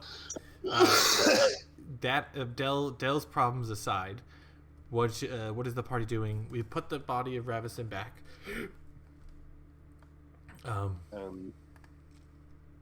Rita will tell Dell to take a minute to look around, see if anything of significance sparks for him, and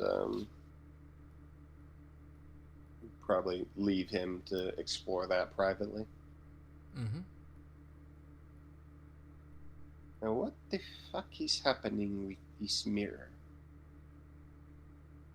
That could be a good question for the shrub. I don't know. That mirror is beyond my comprehension. I'm not a books and magic kind of guy. You know what I mean? You need me to swing a sword real good, I can do that.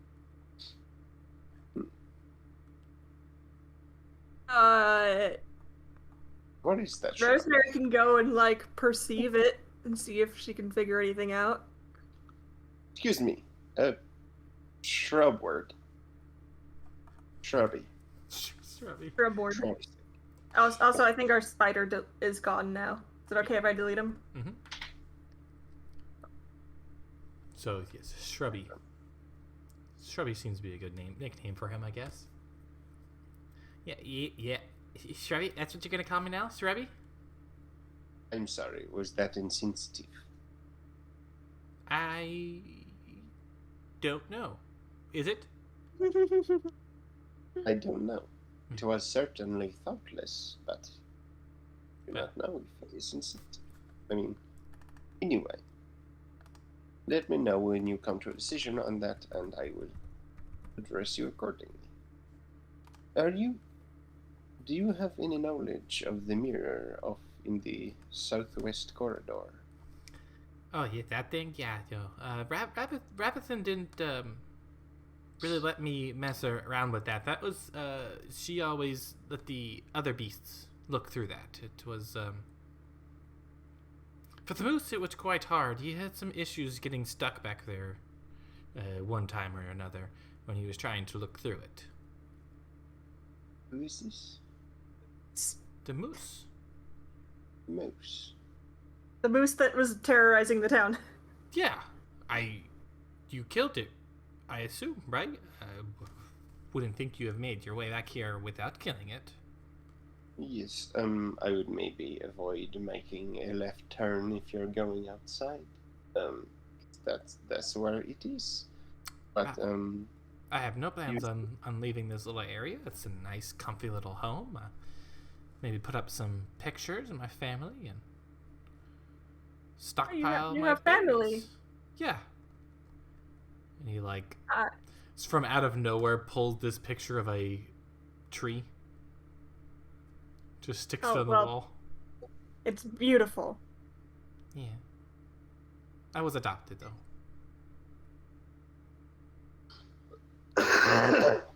When? Rosie, perhaps, you can take the form of an animal. Oh, well, you don't need to be an animal to use the mirror. You just need to go sit out in the moon dial for a long time, and then you get to use the mirror. I'm sorry, not sit out in the moon dial. Sit out in front of the mirror, and then they use it. Just for a long time until it's ready? Yeah, I'm not quite sure what exactly happened. Moose wasn't the first user of the mirror, some of her beasts have died over the years. Others are just out and about in 10 towns. She really did not like that Plesiosaurus Plesiosaurus. In Plesiosaurus? yeah, I forget what lake it was in. It's one of the mares. But she always complained that it wasn't bloodthirsty enough.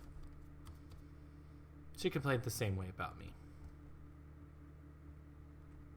Well, I think you're wonderful as you are. Thank you. And as I am is with all of my berries. The shrubby looks up at Bete. Yes, correct. I have like 2 tons of moose meat out there. I don't need berries. Good, because you're not getting any of my good berries. Taking a step Yes. back. You are a strange shrub. And he just walks over to stand with Rosemary. So, unless I missed it, I don't believe anybody has rolled an Arcana check. We might need to turn it on first. Do we want to go and ask our army friend to redirect the light? I'll do it. Mm-hmm. Comes out. And he says, oh, where are you? Oh, there you are. Sonar. How are you? I'm just, honestly, I forgot what I was doing. I was just sitting here holding onto this sword here, and, felt like I've been here for ages. I might have dozed off a little bit. Oh, you dozed off. Yeah, but, with my age, it's understandable. I'm old, right? Did you have any dreams when you dozed off? I don't think I can. Interesting. Would you mind repositioning the moonlight with the sword over to... I don't remember which one it was. It's north. North one? Yeah. To this, if you would not mind. Boom. And the magical mirror once again ripples. We will be right back. And he goes back over. Mm-hmm. He rips off a handful of berries. In spite. Just in spite. Do you really do this? No. Okay. Darn. But okay. Alright. As I do, he grows into an awakened tree. Starts beating ass. It's just a massive tree trunk just smacks you guys across the way. No. Alright, the mirror is once again another silvery puddle on the wall. Shrubby's just kind of chilling there. Sonar is adjusting the light so that the mirror is activated. It looks like a mirror. Pretty mirror. Yeah, it's magical. He just kind of sits in front of it and just stares.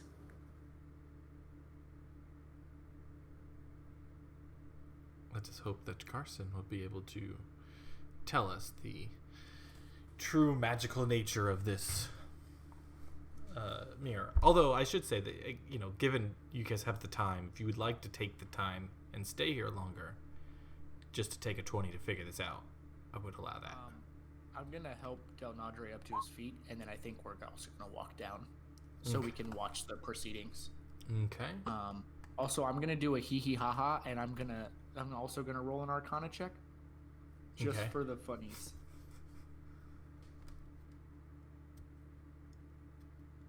All right. So while everyone else is trying to figure out exactly what it is, you get this moment of clarity in your mind, Levi, that you've seen something similar to this back in the court of your, the kingdom that you grew up in. You always knew that the court mage would use something very similar, that shimmery look, this a large bowl of water. function very similar to a crystal ball. It's for a crystal. It's for scrying.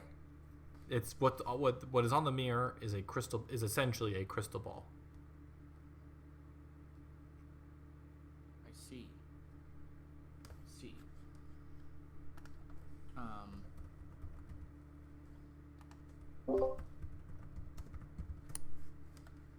Does Levi know either how to use it or what its uses would be?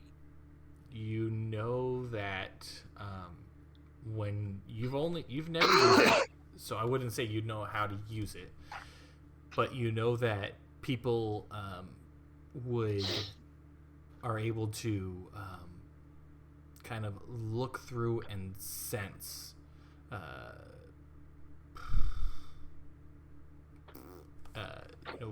through the use of the scrying spell, the location of objects or things that they are interested in, etc. So it's a way to look at something far away. I think for us, like, as Levi starts to realize this, he just quietly starts to make his way forward until he's like brushing up against everybody, and he just gets as close as he can, and he closes his eyes, and he puts his hand on the mirror, and without saying anything out loud, in his head he's just like, cure for my disease. Cure.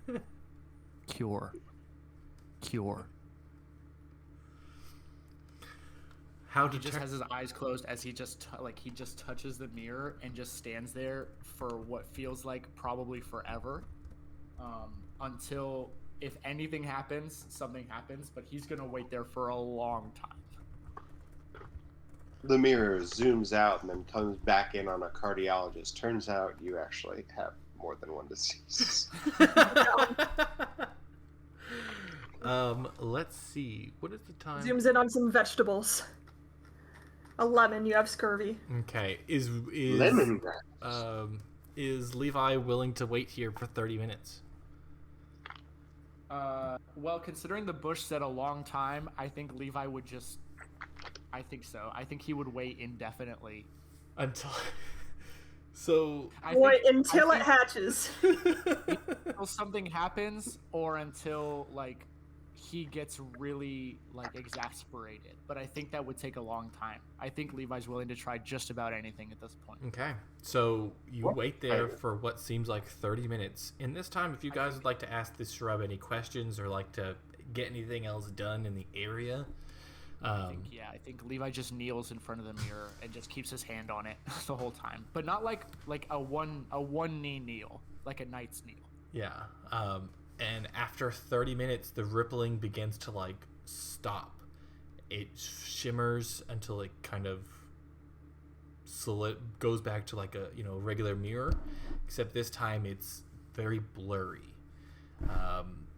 Behind the blur, images flit across, nothing truly focused on. Perhaps your how you are searching is not quite as functioning. Let's see, how does the scrying spell work? Okay, so you can see and hear a particular creature. So just saying cure wouldn't give you a particular creature. As it's blurry, maybe he tries to refine it to someone who knows how to fix me, or someone who knows more about knows about slots, or somebody who's dealt with a slot, and he's just running through all these options in his head, right? Because obviously the cure isn't going to be like a berry that he has to eat. He assumes it's got to be some crazy magic or something. It's not a berry. You have to specifically eat every berry on Shrubby. No. God.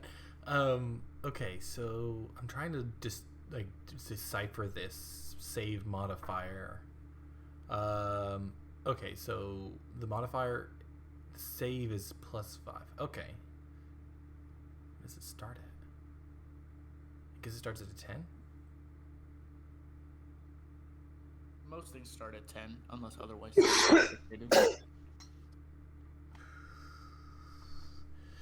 So Is you it don't even exactly have. whatever the person's save gets a plus, and the DC for like a crystal ball is like a 15. Is it okay? Because I'm looking at the I spell think. Scry. They get like a +5 to their save to meet the DC. So a lot of it, no, it's a minus to your save as you know more. Oh, it's a DC 17 when you're using the crystal ball to cast scrying. So roll me. It says knowledge, wisdom saving throw. You need a 22. Can I, Wait, in why do any I way, have to- assist with this?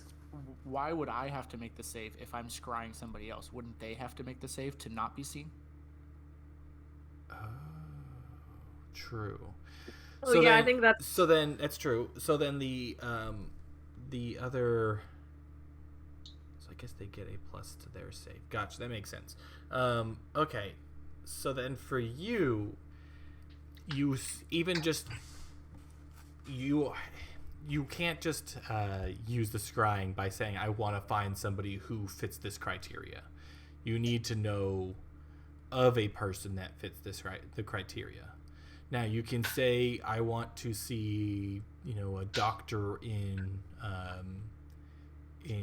10 towns, or you can say I want to see a person who has interacted with a slod in 10 towns. To give it a bit more description, but just saying I want to see the cure, or I want to see a person who had. I guess. I would like I feel to like- see. I would like to see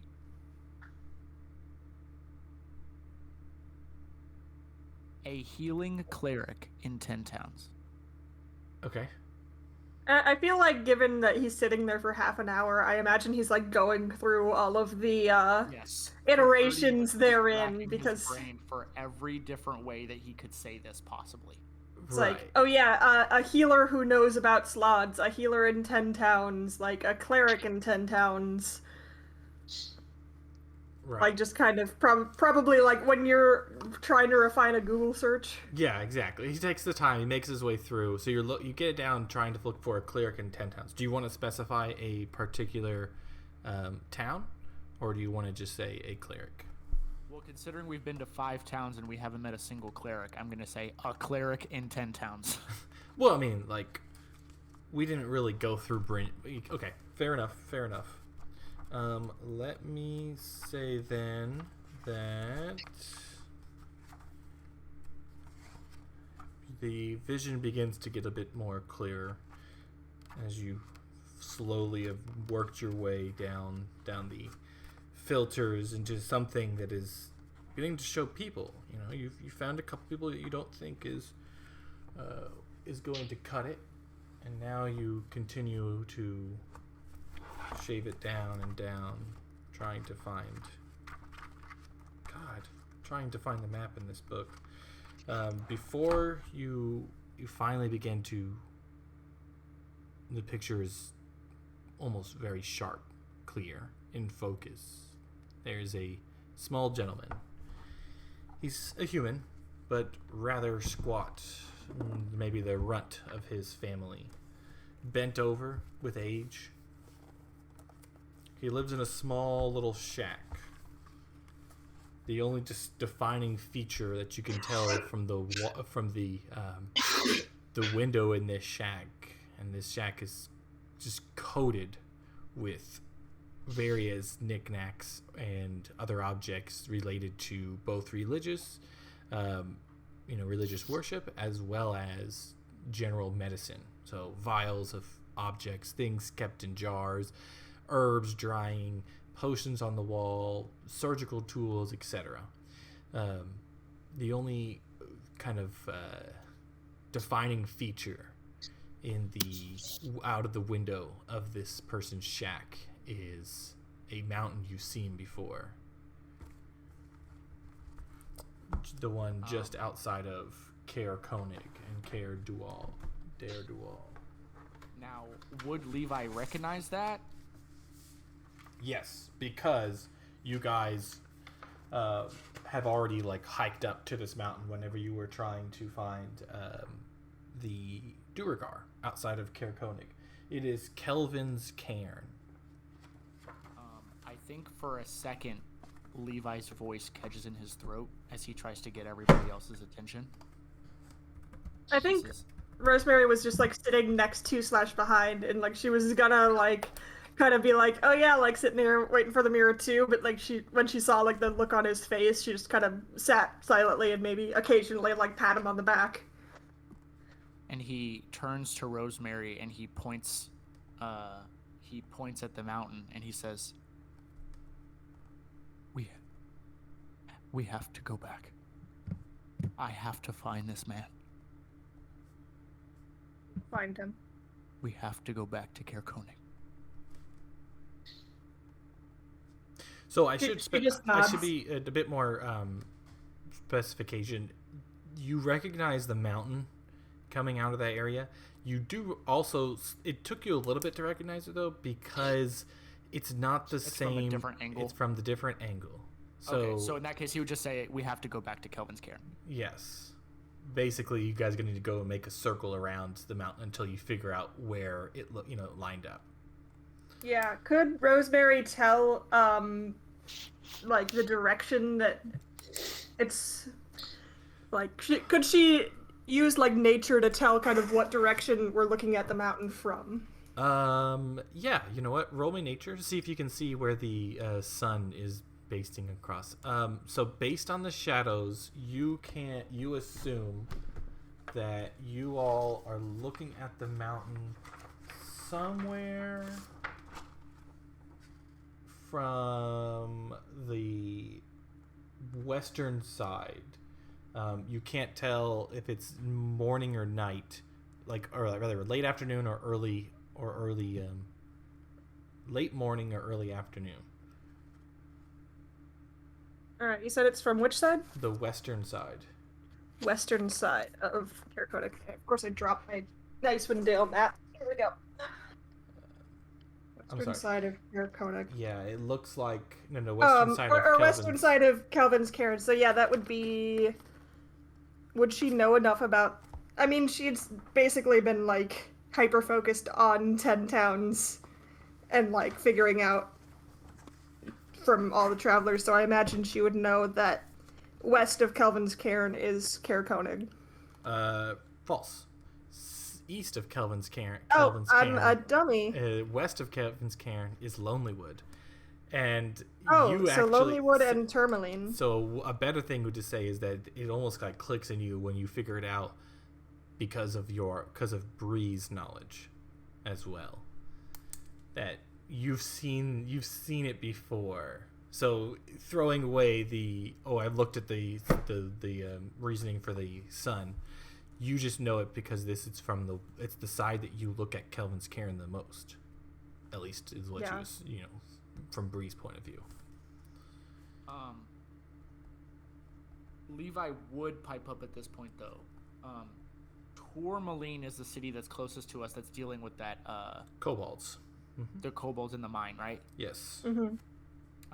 I think Levi would turn to Rosemary and he says, first, we go back to Lonelywood. We make sure everyone knows that the area is safe, the moose is taken care of. We go to Tourmaline. We help the miners first and make sure that they're safe and they can resume their operation. And then we go find this man. Are you sure you have the time for that?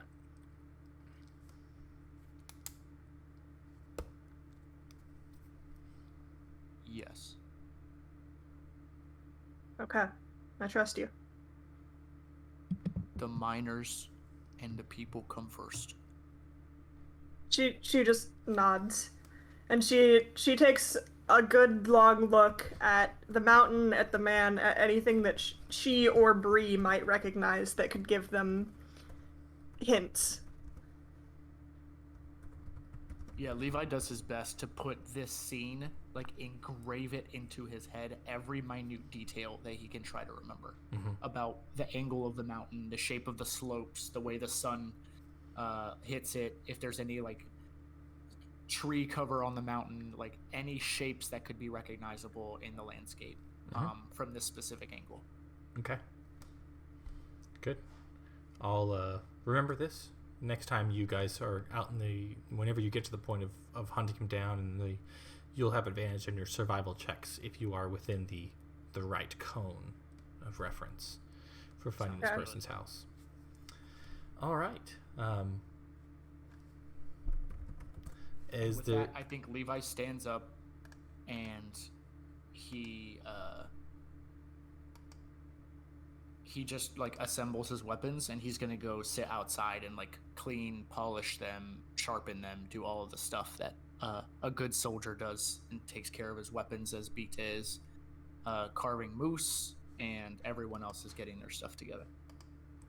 Okay. All right. So, are we generally packing up and ready to go? Yeah. With regard to moose carving, basically just using the bone and hoof and whatnot to try and make some simple weapons. How much can he make? Are you also incorporating like stone and other objects into these simple weapons, or is it strictly from the bone? So he's probably like walking over to the nearby forest and taking thinner green saplings to cut the like handles and stuff out of, and he's just doing like funky bushcraft stuff. Yeah. Give you like 1d8 simple one-handed weapons, or 1d4 simple two-handed weapons. Cool. So like if you want to you could make a ton of hand axes, or like small hammers or maces, or you can make like a giant or like a bigger maul, you know. Okay. Yeah, I was gonna find out if you wanted it handled that way, or it did occur to me that just looking at the lizard folk things for crafting weapons out of your enemies is also potentially good. I'm sorry, the lizard folk rules for crafting weapons out of your enemies? Yeah, the lizard folk have a feature for that. Is this like what? Yeah, and the play race. Is lizard folk one of the new UA races? No, I think I think there's rules for lizard folk. It's Volo's guide. Okay, so let's see. Hungry Jaws. Cunning Artisan. Here you go. You can create one of the following items: a shield, a club, a javelin, 1d4 darts or blowgun. Yeah. Those are your options there. Okay, but as this is a giant fucking moose. Right, which, 1d8 small one-handed weapons, or simple one-handed weapons, or 1d4 larger weapons. Alright, cool. So we'll make 1d8 hand axes. Okay. Hand axes.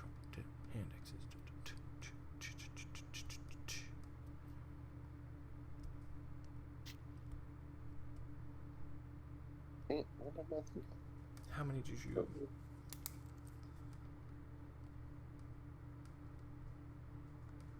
Okay.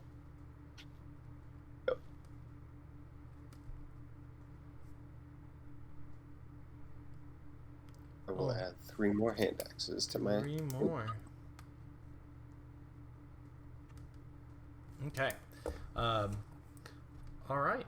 Is there anything else anybody would like to do here in the elf-like temple? We've explored all of the doors, yes? Mm-hmm. Yes. You've explored everything. There's nothing left to discover at this tomb. Yeah.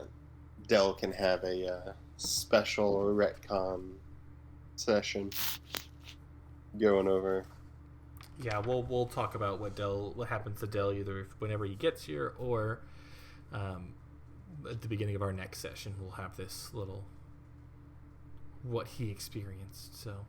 So Shrubby is going to be staying, or has made it clear he wishes to stay here.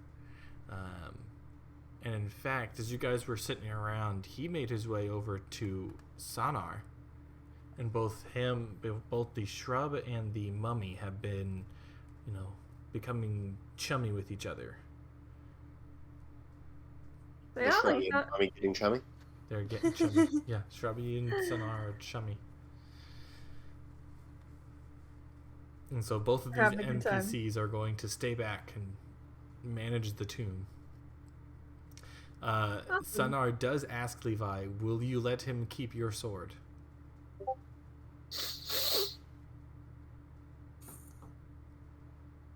Sonar, if I may ask, what purpose do you have for my sword?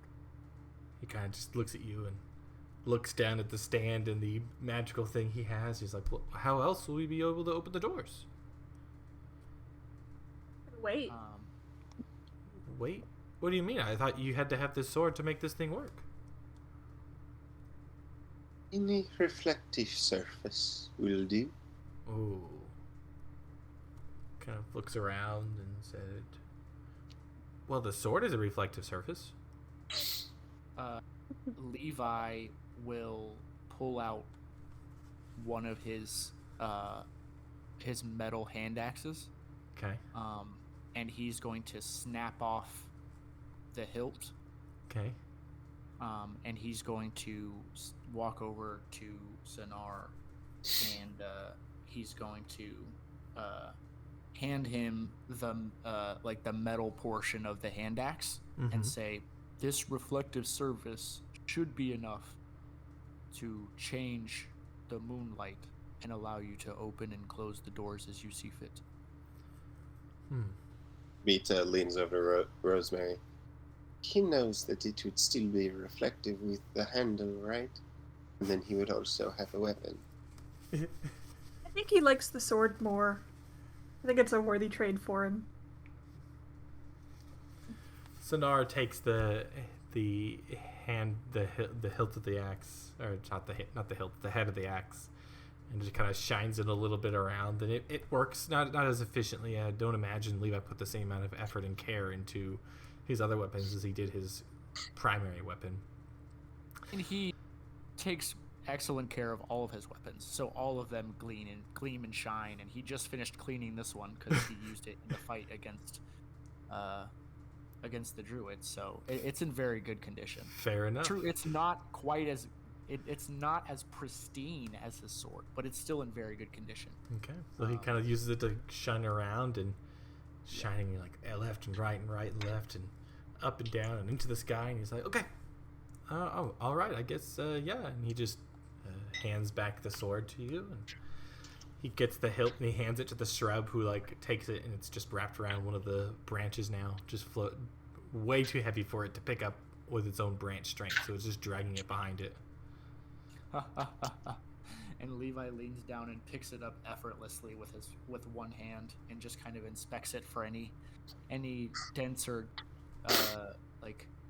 any scratches or anything that need to be buffed, that he needs to spend some time working on. He kind of dries it off, as I imagine it was kind of leaning in the snow for a little bit. Yeah. Before he slides it back into his scabbard. Yeah, the hilt is very dusty and seems to have some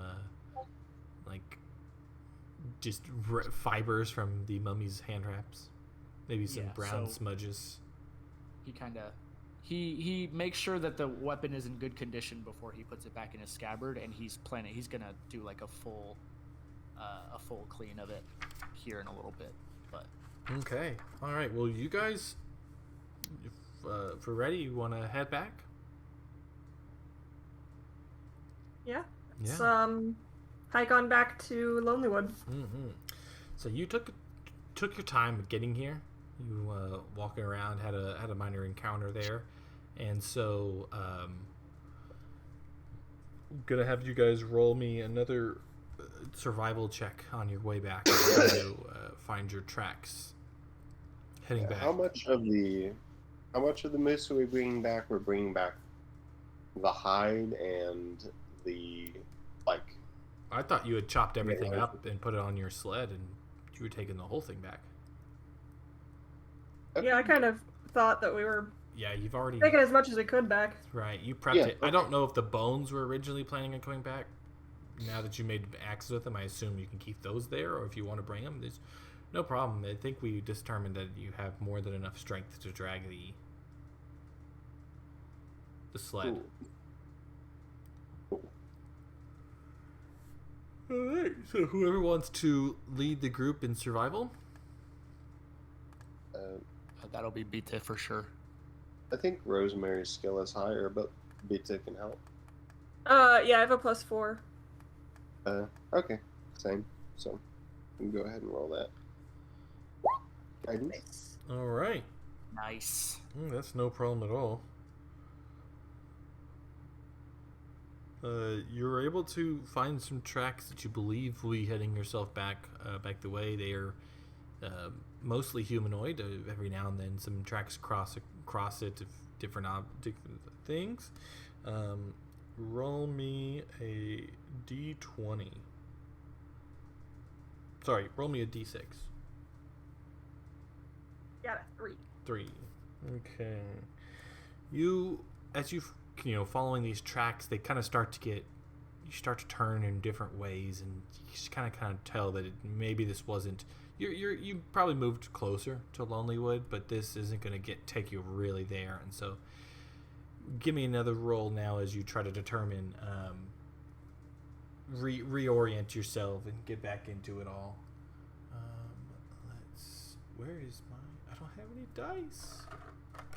You said another survival check? Yes.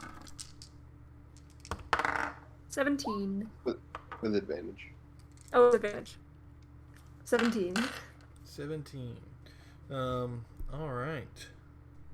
So, as you guys are, as you took that moment of rest and you catch another trail, you're like, oh, okay, no, this is the right one to go on. I can tell this one's older, so it must be the tracks that we left more recently when we were leaving from Lonelywood. And you guys encounter in this little clearing, as Rosemary's like, yeah, like right through here, guys, right through here. She pulls back the brush to reveal a small clearing with three On the trail we blaze. chewingas. Mm. They are just sitting there, drinking. It looks like they've made a mug out of or some kind of cups out of just rocks that had like holes in them, and are drinking something that looks odd. It's dark and not fully liquid. Okay, so remind me, did we fulfill our obligation to Yes. Annika? Yeah, we brought her chewinga. Yes. Yes. You also set up a chewinga village in Yeah. Levi Levi is Good so excited.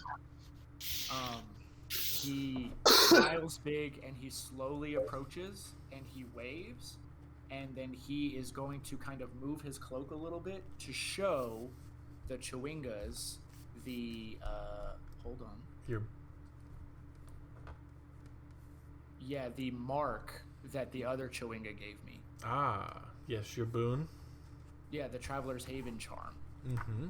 Yes, because you haven't used that it I yet, received. have you? Yeah, that I received from the chewinga. No, I haven't used it yet. It has 3 charges. Yeah. But I want to make sure that they can see it so that they hopefully understand that I'm a friend of the chewinga. Yes. They do. That charm in particular is a charm. I'm not gonna say it's endemic to the Icewind Dale, but it's more commonly used by the chewingas of Icewind Dale when they give out boons, comparative to the other boons that are listed in the DM's handbook.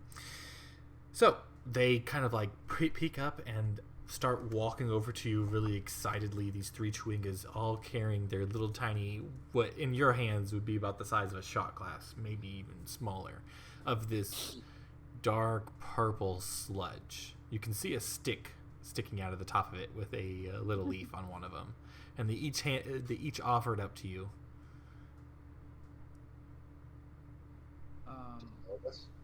He takes he'll take one. In particular, they offered to Levi, but he takes one, and there's right now really 3 of you guys. So they for each of you guys, you have a small little tiny shot glass of some unknown semi-liquid. He takes one and he smiles, and he like tries to communicate thanks to them. And let me see if I have anything in my pack that's like little and cute. And he pulls out his Chewinga slave, and he's like, look, I have one of you. Nah. I thought about just doing his feet as good luck charms, but I decided it's easier to leave him home. That's fine. I will take off my hat, kind of doffing it to bow to them, and a rat runs out. I keep forgetting you guys have these funny little magical items. They're rather excited. If any of you decide to drink the liquid, I'm gonna need a Constitution saving throw. Oh, Levi absolutely just like shoots it back. Okay, give me a Constitution Pizza offers the Chewinga without even thinking about it. some jerky in exchange and throws back his thing. All right. So Carson and Ben, your stomachs are ironclad.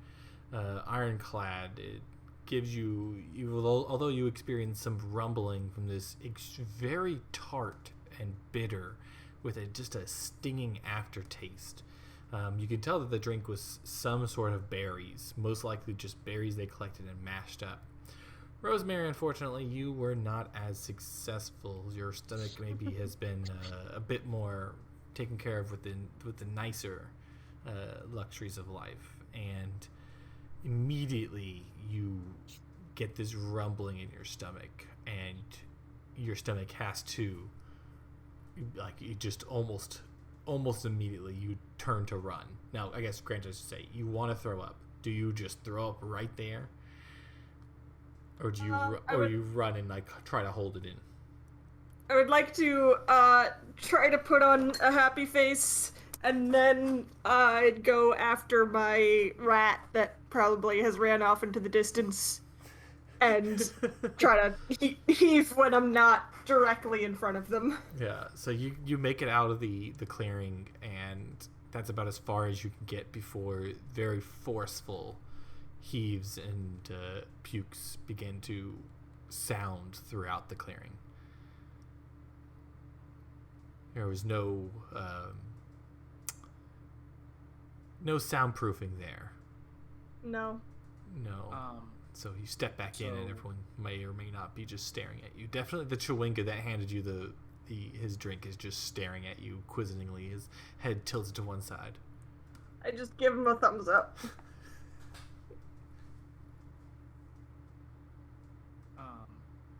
So Levi is going to try to in some way communicate that he has built a house / village for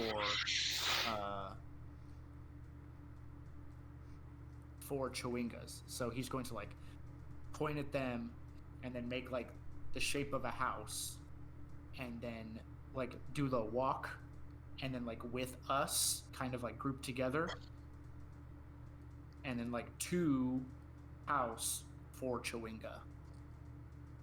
Okay. Roll me persuasion with disadvantage. That's So Beta has his feature that allows him to communicate with beasts. They are. I think we figured out that doesn't quite work, because I have Fae speak and I have Druid speak. Oh, Yeah. Fae speak. And none of it works. One. Well, I mean, Speech of the Woods. It's the yeah. Sylvan. They don't have any. We just covered it last. They do not have any ability to speak any language. It is all just indicate. So, Beta pulls out a map and taps. Yeah, you're able to convince just one. One of them is willing to come with you. The other The one that gave two, me my shot.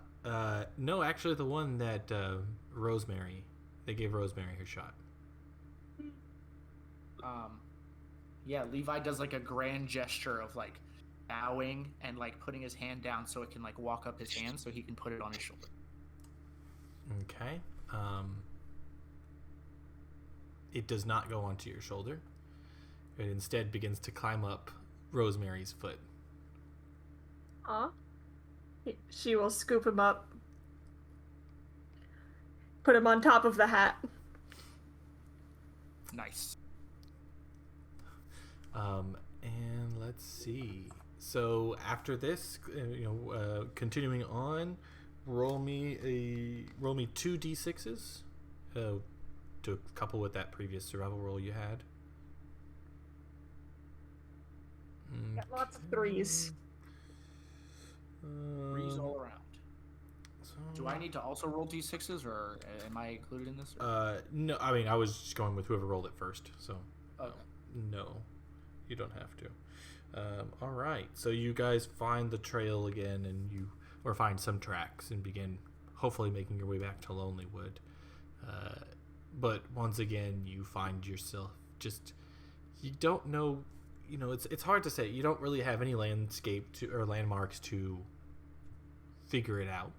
Where is the Twingamium? You don't really have any landmarks, so it's you're just wandering through these this dreary, overcast forest, white snow everywhere. Picking up on a couple of tracks, but with the issues of the white moose in Lonelywood recently, not as many people have come out into the woods, so not as many trails are leading back to Lonelywood that are visible under this fresh snow. So the only thing that you encounter on this next little journey is just the deep silence of the trees. And so for the last time, one more survival check. I see. And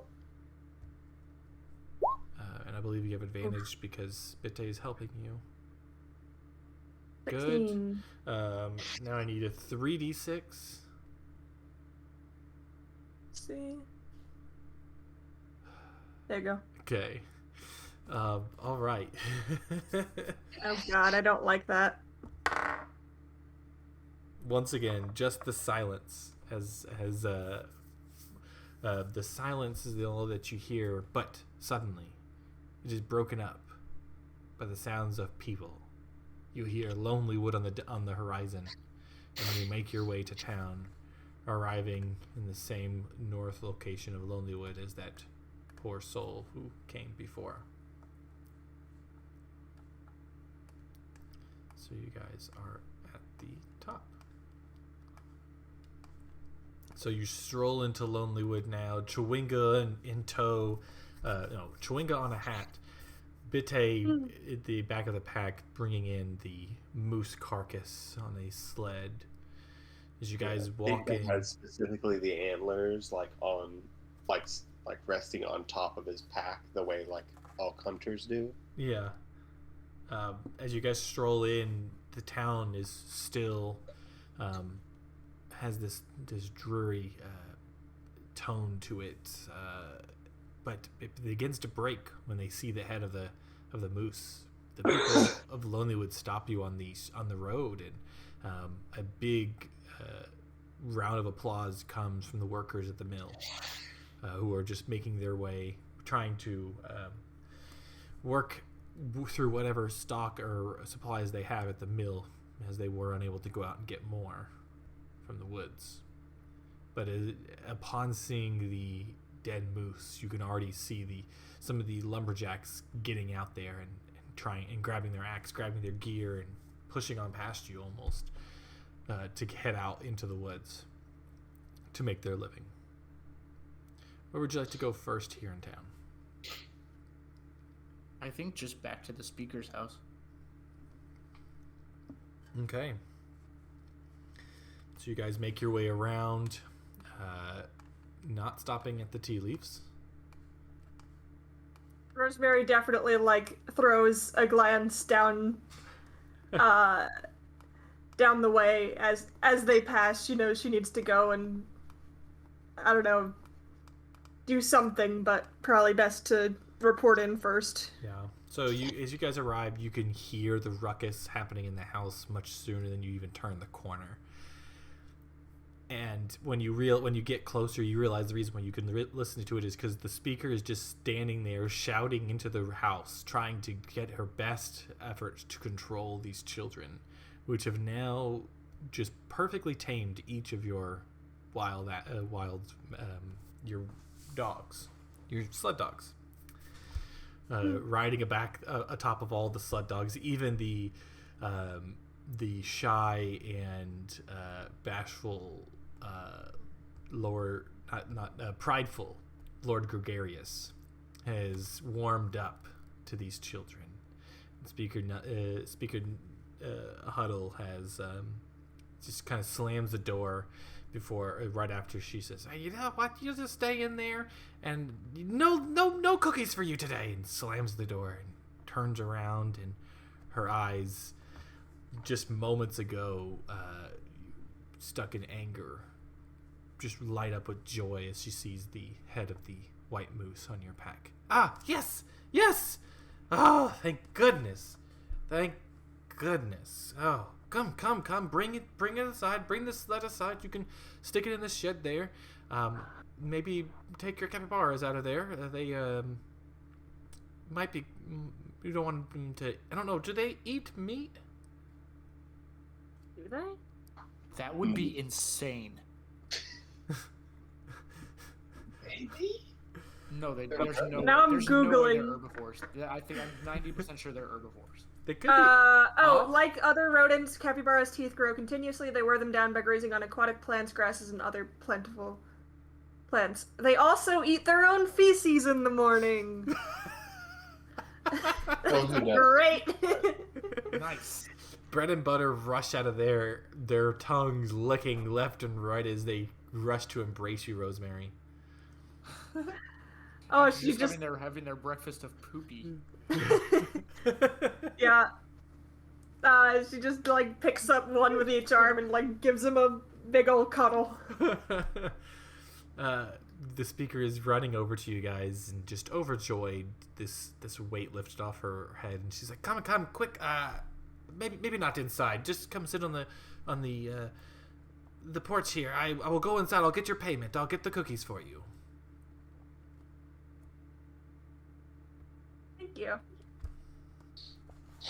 Yes, and you all kind of, I guess, just you would make yourself on the porch. Do you want to go inside, anyways? She has the speaker has walked inside and closed the door because there's still a lot of ruckus going on. None of the dogs have yet to notice any of y'all being there unless you call out to them.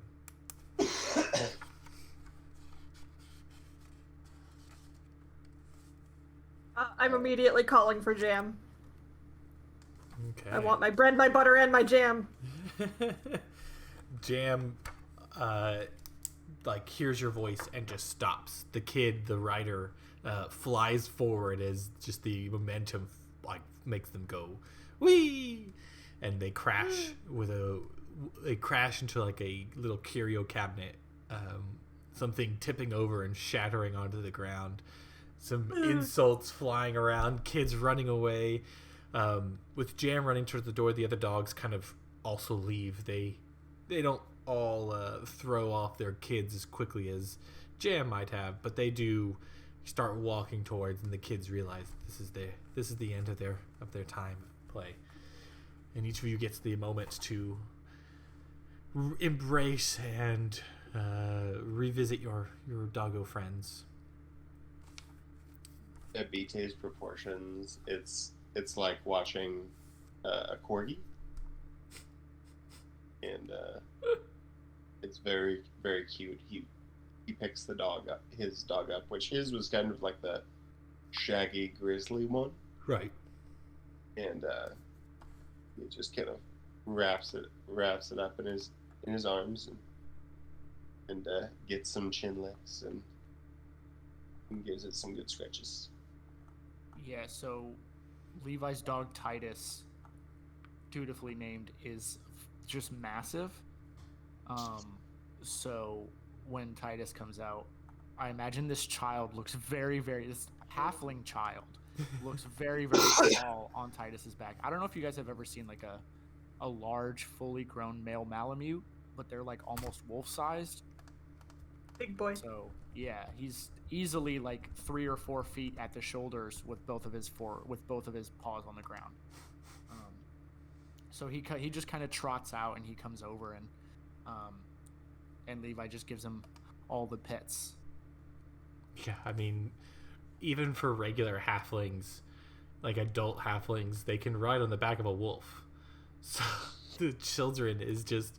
None of these children were able to get down from their dog unless, like, the dog stopped and they had something to, like, either that or they're just jumping down. Some of the kids just like straight Titus, I imagine Titus just kind of stops and, like, puts one of his paws up a little bit so that the kid has, like, a little step stool? footrest, a step stool, yeah. The stirrup. The dog stirrup. So, yeah. Before you know it, Speaker Huddle has already brought a tray of cookies out and just passing them along. These freshly baked, delicious smelling cookies warm your stomach and give you that much needed respite after a day or so in the icy chill of Icewind Dale's tundra. Yeah, Levi gladly eats as many as he can get his hands on. Oh, there's as many as you need. The speaker has already mentioned there's another tray in the oven. I'd be happy to whip up even more if you need them. He's gonna regret saying that because Beta and Levi are both here.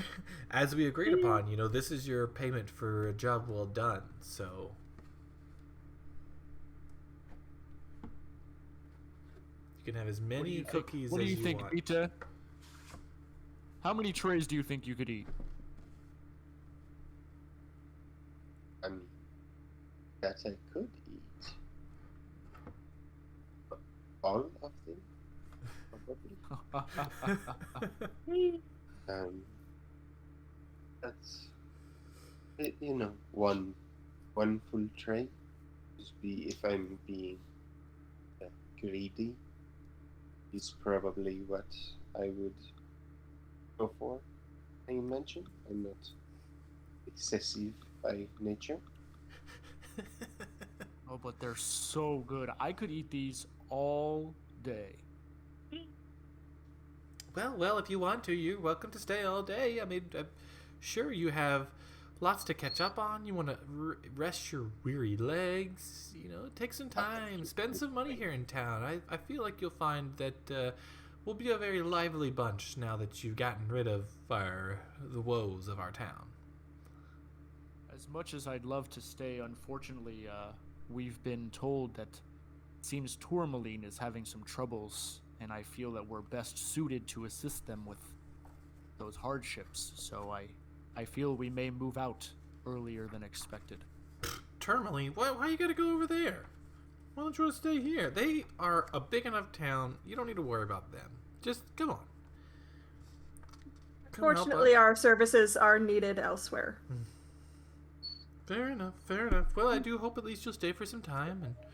And what time of day is it? So let's say probably you guys got lost a couple of times. Not lost. It took you 3 travel checks, and so each of those was 1d4 hours. So 3, 2, 8 hours.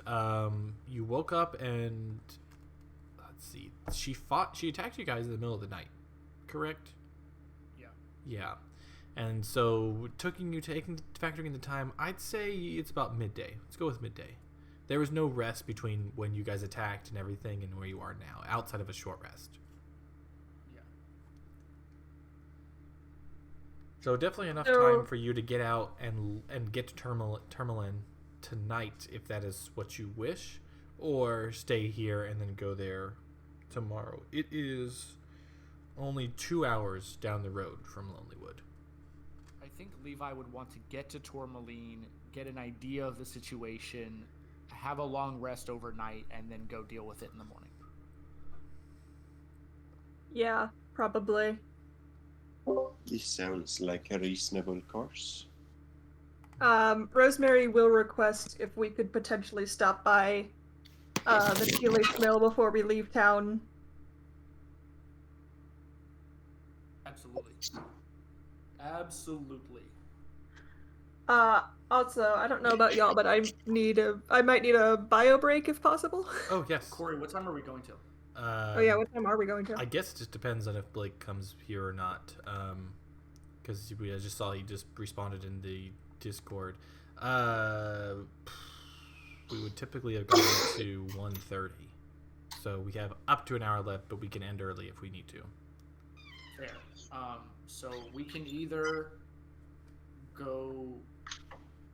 Well, I imagine that that Rosemary's scene at the mill may take some time, so we can probably just do that and then stop before we make the trek to Tourmaline. Yeah. I think that makes sense. Kind of just wrap up everything we need here in Lonelywood and then just wrap end up the session. Lonelywood and then hit pause as we're leaving the city. Yeah. Or maybe we hit pause right as we get there and something happens. Oh, that too. Also works. We'll see. Depends on how Corey's running it. Leave that up to you, Mr. DM. But yeah, cool. Let's do that. All right. You guys want to take a couple minute break here, and then we'll do Rosemary's scene? Yep, sounds good. All right, file break. We are on transmission or intermission for 5 minutes or so, and I'm going to turn back on our theme song. Nice. Rough draft. Everybody's a Mimic theme song. Rime with the Frostmaiden. Take one.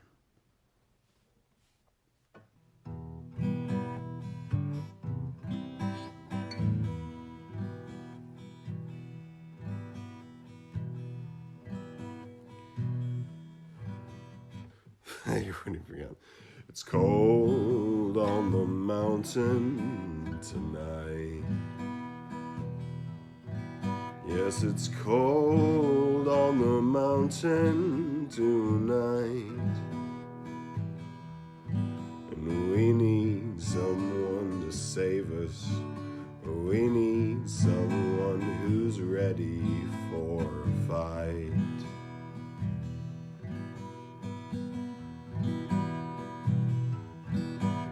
Onward through the blizzard they do ride. Onward through the blizzard they do ride. With bread and butter and faithful hounds beside.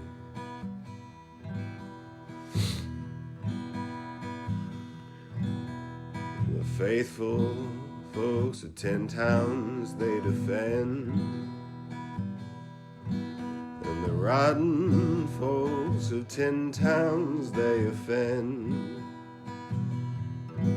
With flaming sword and staff and dart they'll pierce the veil, strike at the heart of the rill.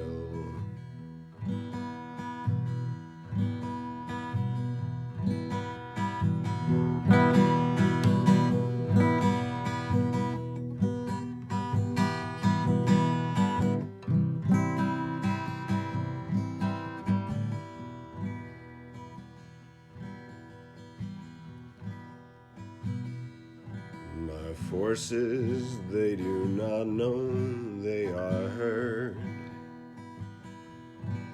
The forces they do not know they are watched. All the lonesome cry of forgotten beasts will save us all or be a feast for winter.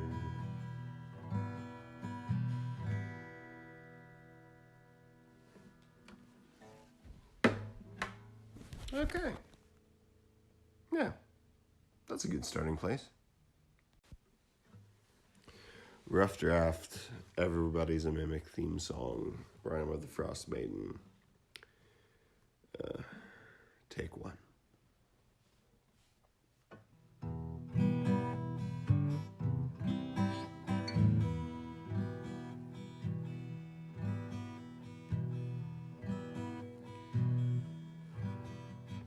You wouldn't forget. It's cold on the mountain tonight. Yes, it's cold on the mountain tonight. And we need someone to save us. We need someone who's ready for a fight.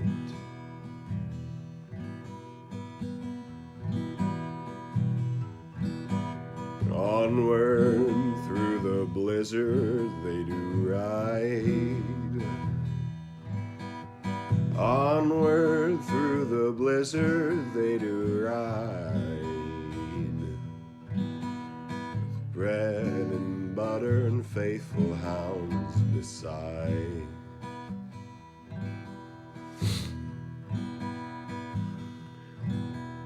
The faithful folks of 10 towns they defend, and the rotten folks of 10 towns they offend. With flaming sword and staff and dart they'll pierce the veil. Back. Is anybody else back?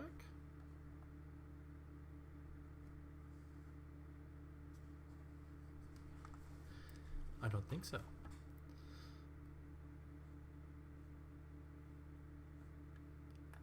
We are finishing the end of our bio break here.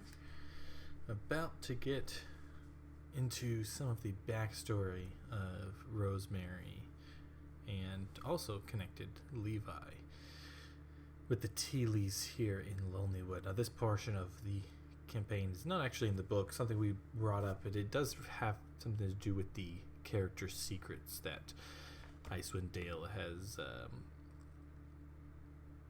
has introduced for the players. So just a little bit of fun, little extra, but with this quest completed, I believe they just need one more quest before they are level 4, and then it begins their trek into the frozen wastes of Icewind Dale, where we're going to go and visit the Goliaths and see some of the other happenings out there on the frozen tundra. Bitte is back. I don't think Rosemary is here. She's not muted, but maybe her headphones are muted. I'm here. To be clear, that's actually not the point at which we begin going out in the icy tundra. That's the point at which we start terrorizing Corey with our builds. At least that's what it is for me. Hit level 4, then 5, and 6, and you're just like, what are you doing? Are you even a ranger anymore? How does that work? What did you do? Goodness. Okay. Yeah.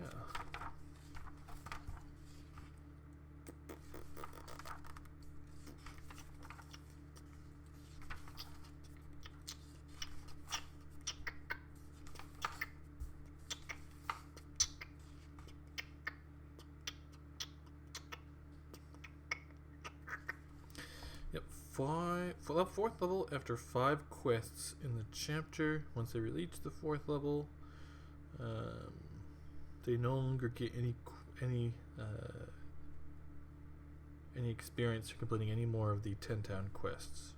However, they can still collect the rewards, and they can improve the standing.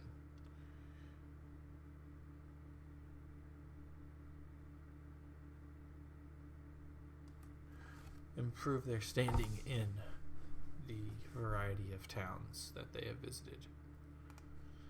So, we are waiting. I mean, Vito stands pretty tall wherever he is. True. Yeah, but if you do more heroic stuff, you can stand even taller. I have to buy heels. Oh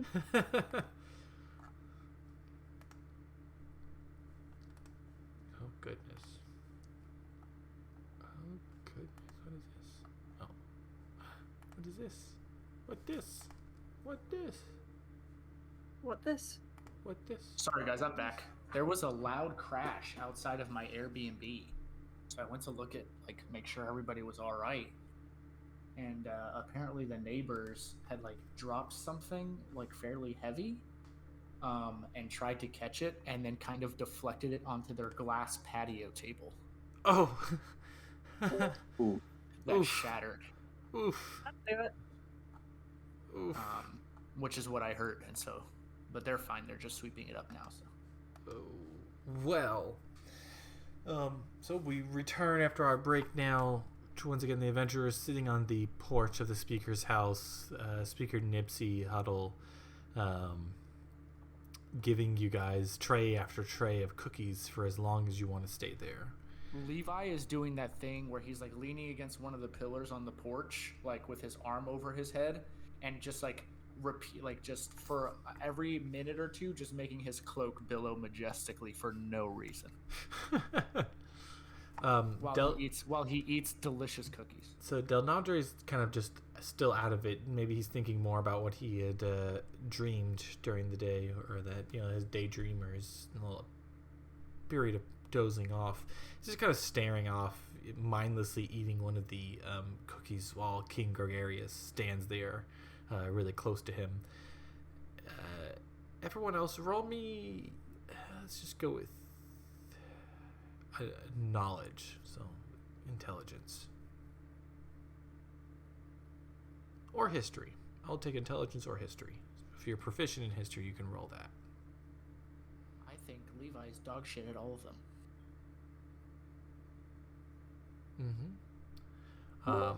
Well, Carson, you've been enjoying these cookies, and it's not that it's clicked, it's just you haven't found the right point to say anything. And that is that the speaker huddle keeps saying, "Here is your reward."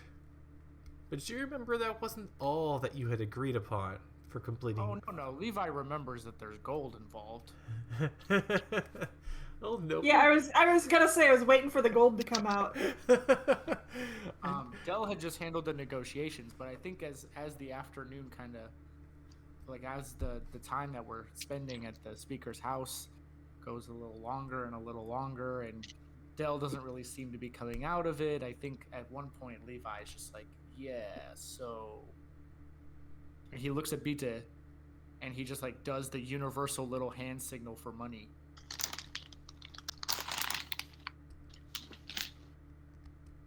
Yes. As I, for realism, crunch on chips to simulate cookies. Speaker, it is probably time for us to begin our journeys. It's probably best you bring out the gold now. The what? The agreed upon. The golden cookies I made? Yeah, of course. I didn't know you wanted those. I this really beautiful butter cookies that come out this rich golden color, and I'll bring them right out. No problem at all. Miss, with all due respect, we're kind of on a time limit, and we would like our money. I don't know what this money. I told you I'm trying to get your gold cookies. No, we're talking about what we agreed upon. Levi's face gets stern as he slowly turns around, and he says, "Now I know you're not going to turn around and go back on a deal that we shook on, are you?" She's just kind of defeated. Just, well, you can't fault me for trying, right? And she pulls this. We can. She pulls this. We rest you. Held back your word, and that will reflect greatly on you at the speaker conference. Yes. When we are there with our speaker. Oh yeah, of course. Yeah, you could buy me a drink when we go to the speaker conference. No problem at all. You know what? We'll make it. Yeah, you'll make it up to me then. And she hands over a packet, a little pouch of gold. Inside is 35 gold pieces. Was that the agreed upon amount? That was the agreed upon amount. That was, yes. I believe. Or was it? No, we agreed on 10 gold apiece, didn't we? My notes say 35 gold pieces and trays of cookies. Okay, perfect. I couldn't remember if we had gone with 10 gold apiece or if we had gone with a little bit less and we let the cookies make up the difference. Levi counts it meticulously. You discover there are only 34 gold pieces and 1 golden chocolate coin.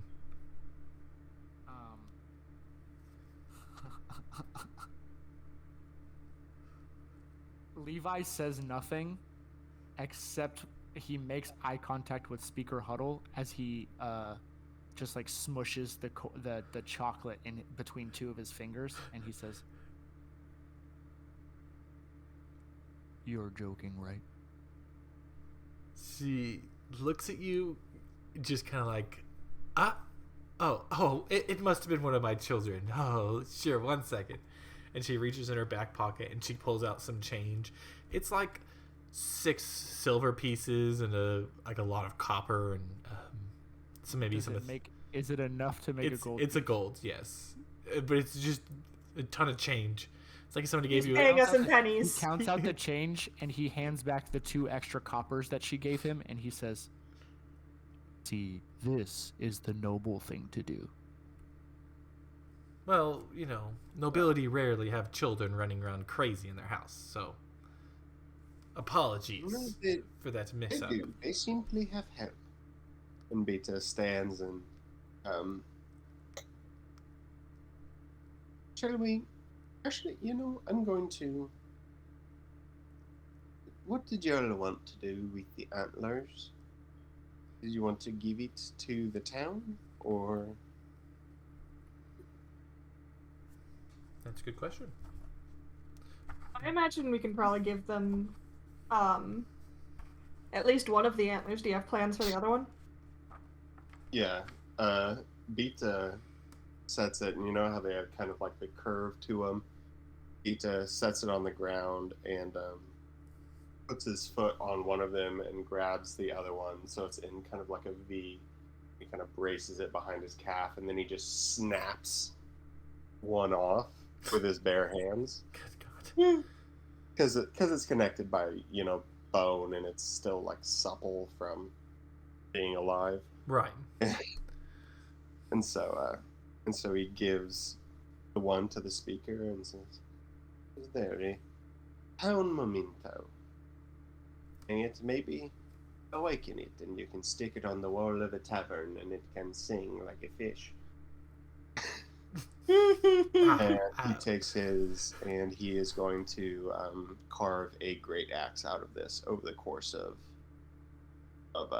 his free time for a little bit. Okay. Yeah, the speaker. Mostly to have to bring back to his people. Because this is a pretty dope little bragging story, and right. They fucking love that shit. So I think what I was assuming you guys are going to take with you, you've cut meat that you've prepared. You have the pelt still of the moose, and you've given one of the antlers to the speaker, who's very grateful and makes a mention that she'll take it by the scrimshander to get it etched to tell the tale of how you saved the town. Nice. So if there's nothing else with the speaker, she will stay there and will not try to push you to leave at all. She does not want you to leave. She wants you to set up town, set up here in Lonelywood. She's offered you a house, just a random house here if you stay. Like a house to keep or a house just to stay in? Yeah, to stay in. So basically saying you don't get to own the house, but you can live there for free if you stay here. Okay. Not like you have a house to stay in every time you come, although you do, the speaker's house, but you basically just giving you this house if you stay. Okay. Unless we are a wandering sort.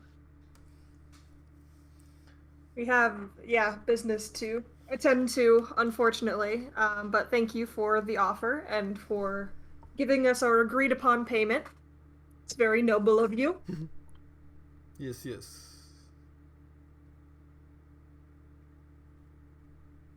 I wouldn't say that doing a thing that you agreed to do is noble. I would say it's just decent. Oh yeah, of course, of course. Decency. Rosemary was being at least a little sarcastic. Decency is the highest praise I can offer. And he walks off. Okay. So, what would you guys like to do before you leave Lonelywood? Rosemary will be like, do you guys mind if we go, I'd like to at least say a few words, to the tea leaves before we leave. Do you want us to... Oh, go ahead. No, that's all he says. Is, do you want us to... I mean, I would appreciate the support, but it's up to you. I don't really know if it's going to be me or if it's going to be the other one, but I don't know. I kind of hope to be myself. Levi just nods and gestures to Rosemary to lead the way. That's basically what he was going to ask, is whether or not Rosemary wanted company. Del Nandre will stay behind along with all of your dogs, kind of just offering to get things ready to go for the trail going, leaving out of here. Getting to get everything ready and to continue to eat those delicious cookies and stare off into the distance wishfully. So Pat him on the back and say, "It's okay, buddy. You eat some cookies." Vita does steal some of the... No, well, it's not stealing, I guess, but slip some of the cookies to bread and butter. Yes. Now There's enough bread and butter in each for you each to eat. Rosemary, which direction are you taking to go to? I imagine probably like around towards the lake and then over. Okay.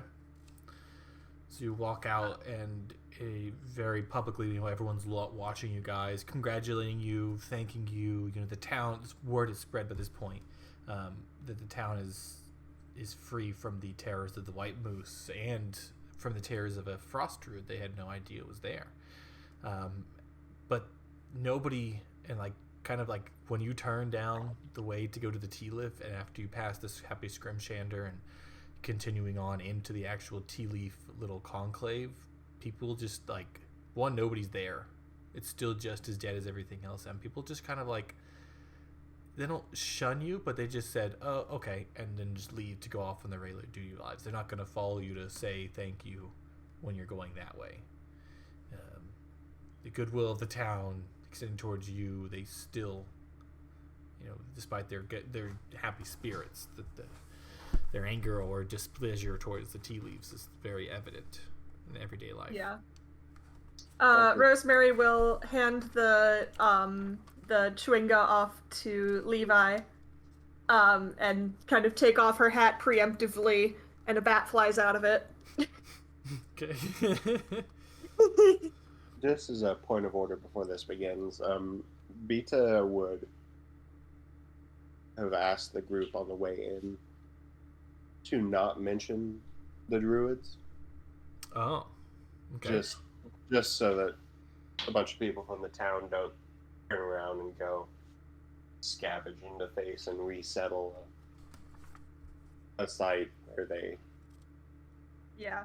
massacre people. Okay. Just leave it at, there was a big moose, it was attacking people, it's no longer an issue. Right. We made sure we dealt with the problem. Okay, so retcon all references of the frost druid. As far as the tea leaves are aware, there was never a druid in at all. Yeah. Okay. So you approach now. There's nobody on the porch. There is light inside the house. It's about midday. You hear some sounds coming from the mill. Perhaps it's Reed working there, or maybe his son Volto. And you can see some the windows are open, and you can hear some sounds coming from the main building, the one that you had your previous interactions with Lena on the porch of. And at this point, I want Rosemary to roll me a wisdom saving throw. Okay. With disadvantage. Disadvantage, okay. Because your mind is all in this, like... Your mind is all Bree. Or thoughts of Bree, things that relate to Bree. And so Rosemary gets lost in the shuffle, and you don't even feel the transition this time, as you just... All of a sudden, you are Bree now, walking to talk to Lena. You know, the memories of what just happened very fresh in Bree's mind, as if the only thing Bree had done between now and then was this. And after that, there's kind of just this blank period, or like you hit pause on Bree, you know? So Bree hears noises from the mill, yes? Yes. She can hear noises from the mill. The mill is open on the back and has doors on the front and like a wall in the front, so you can't see anything into it, but you can hear the noises. You know, a large saw going off, some hammering. I think like midway, because Rosemary was trying to head straight for the house, but probably as it shifts to Bree, she just kind of like turns her head towards the mill and like just starts going that way. Okay. So you open the door of the mill, or do you walk around the side? Because like I mean, it was her mill, so I imagine she just goes in through the front door. Right. Walk right in through the front door, moving through the office space is just you're drawn by years of muscle memory of the fact of the matter that you could have potentially built this the mill. I mean, her parents definitely did, and right. She grew up here, and I think it's very strange for her that like the door doesn't open as easily, like it probably hasn't been oiled in a while, right? And like there's a layer of dust and grime and like age that she is not accustomed to. Right. I mean, you're walking through these offices that these used to be like the areas where these loggers would come back and, you know, do any work that, not like there's a lot of paperwork to be done in the mills, but they would write reports of where they found, you know, and do work on their maps so that they can. You know, this used to be a bustling mill, and just in Bree's mind as she's walking through all these empty spaces, dust covering everything, only certain areas, like even the entry hall where you probably had like a secretary to greet people who came in looking to purchase something, or would, you know, run the register to sell any pieces of wood or small little objects that have to relate to the mill. It's just this like culture shock to you of how things could be just so how life stopped. Let's go with that. You know, to a point life kind of stopped. It looks like life stopped without Bree. Yeah, Great. she's just kind of like taking it all in and like kind of making her way towards the source of the noise. Mm-hmm. So you walk around, get to the end. It opens up a lot. You see the large piece of wood, the sheet of wood dragged across the floor, the hole that is just so roughly repaired. Something you know definitely was not there. Your previously unblemished floor was pristine and perfect. You can remember like hours you used to spend as a kid cleaning the area just to make sure it's, you know, was the best in town. There you see Volto off to the side. You know, this kid features very reminiscent of your son, and they're aged many years more than when you last saw him. Is Reed, the halfling, sitting there pushing a. She probably. Sorry, go ahead. Yeah. Pushing a large, you know, timber through one of the saws to cut it into smaller pieces to make planks. I think she sees Volto, and she almost like this look of relief almost comes on her face, because I imagine Volto's probably relatively near the age that Reed was when she left, and like looks similar enough at first glance, and then she like sees Reed and she just starts crying. Mm-hmm. If I'm not mistaken, you were gone for did we decide 30 years? I think so. Okay. Yeah, Volto is like Sorry about that. Volto is like, I'd say he's like preteen. He's young. He's able enough to do work, but he's not really like, he's not able enough to do it on his own. Yeah. Or maybe he is, given, this is fantasy world, and kids used to work it when they were 8. And like halflings age weird, I think. Right. So he's doing work. He's not pushing anything through the thing, but he is he is a bit older. At least function, not like a little kid, but he's not an adult either. But yeah, the sounds of the T-mill and Reed just kind of is like, he has his back to you, or at least off to the side. You can see probably the side of his face, and nobody hears you or notices you as you stand there crying, as you look upon your children and grandchildren. Yeah, I think seeing her, like, I mean, it's not her biological son, but like, that's her son. Right. And he's a grown-up now, and he has a child of his own, and she wasn't here for that. I think it's just too much for her, and she just can't approach him, and she just turns and almost like runs. Roll me dexterity as you turn and run. Your eyes blinking from the tears. Yeah. You turn and run, and you like immediately knock into this little pile of boxes and tools. You don't make enough noise that Reed notices you, but Volto, he's not as close to the saw, and he perks up and looks at you, and he just kind of like he doesn't know you. He doesn't know why you're even there. Don't know if they even had told him about. He's not aware that they told him who you are. You weren't there before. And he just kind of like looks at you. You make eye contact with him as you're getting up and looking back. Is there anything you'd like to do before you continue to run off? I think she just says, like, I'm so sorry. And then she just goes. Yeah, runs off. It means absolutely nothing to Volto. Just like... He's just like, okay. Yeah. Fucking orc and my...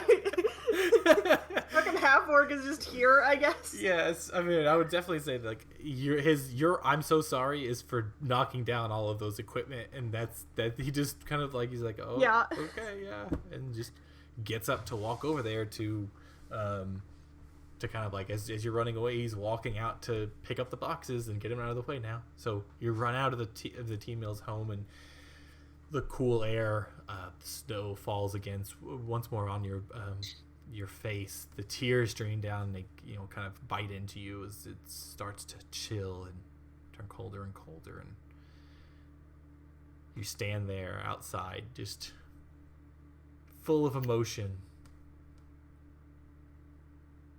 Yeah, probably the party, I don't know if they followed me in or not, but if, like, I imagine they're probably out there and they just see, like, to them, Rosemary just, like, weeping.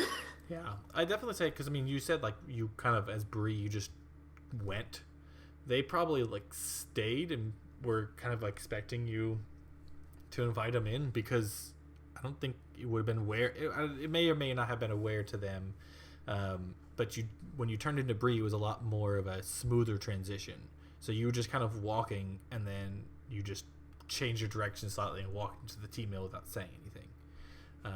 Kind of situation there. So yeah, so they're just Levi and Bitte are there, just standing out there waiting for you as you come out crying, tears streaming down your face, and you like busted your way out the door. So you were running in a hurry. Yeah.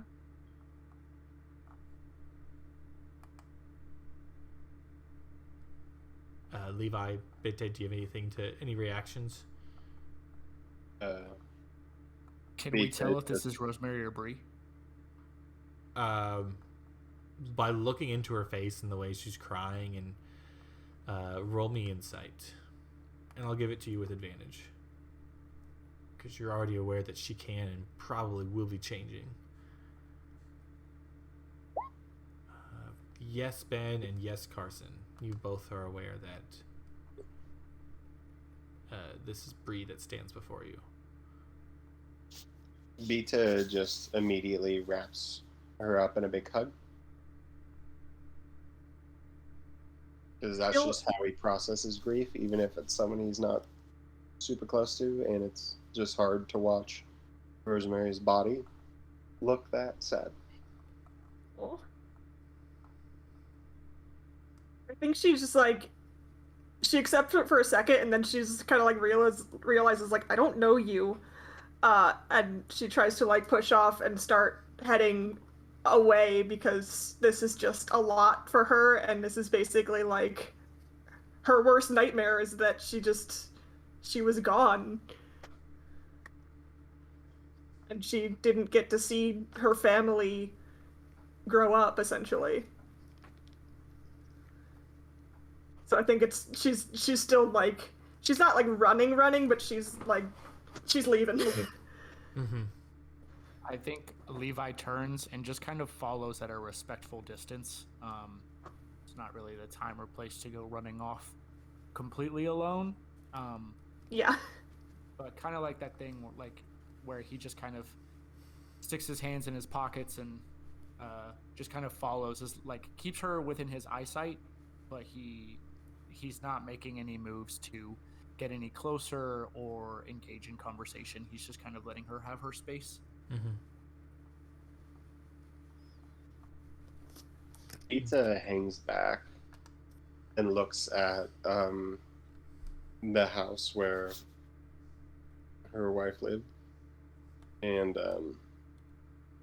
he's just kind of standing there thinking about going in and trying to find something to say, and then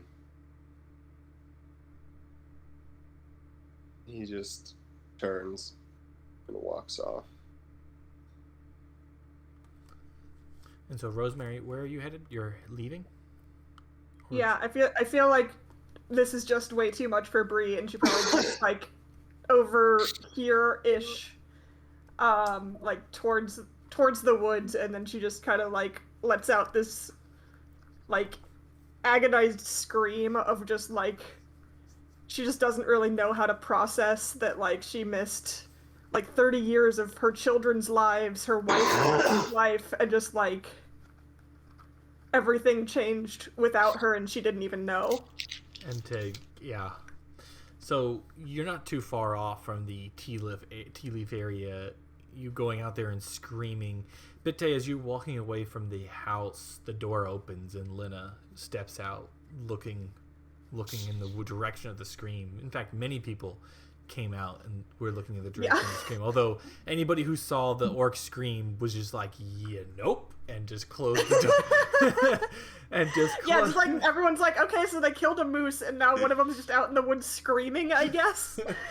Gonna let them do that. Yeah, pretty much like, yeah, nope, closing the door. But Lena just stands there and is looking in the direction, aware that it sounded like Bree. Not like that is Bree, but like, you're Bree. So if you scream, you're screaming as if Bree would have screamed, whether or not you sound like an orc or not. Linda just kind of stands there and looks off into the distance, and just, you can see Bitte, if you're not too far away, you can see tears are streaming down Linda's face.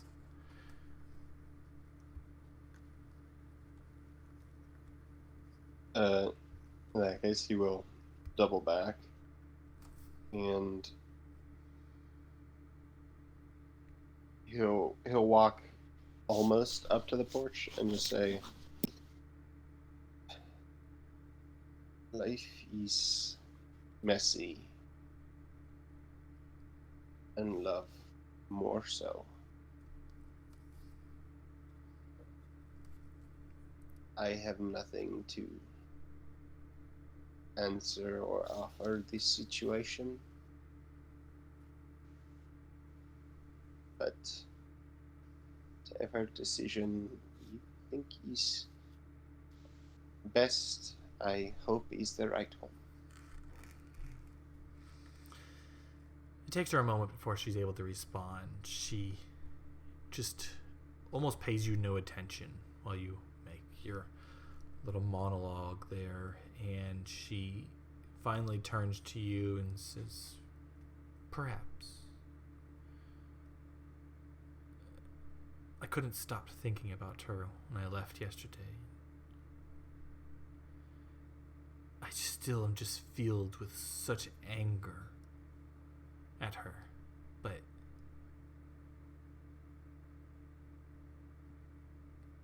how would I feel if I didn't take this opportunity to at least get her back, right? I mean, she's here now. She was gone. She missed so many years. But we can work through that, I think. I mean,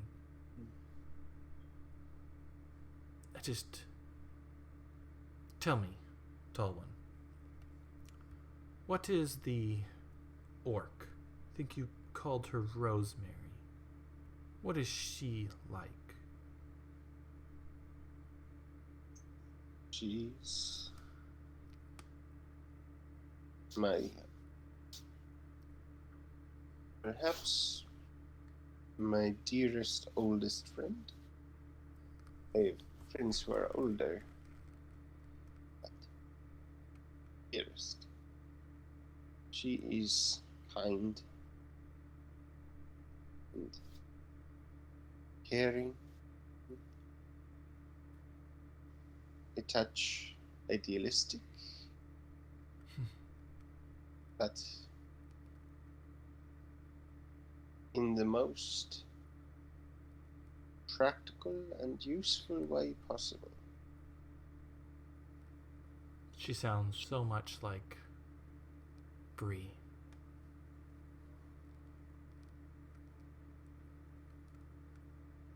Perhaps she is. She does seem, from what I have seen of this side of her that appears to be Bree,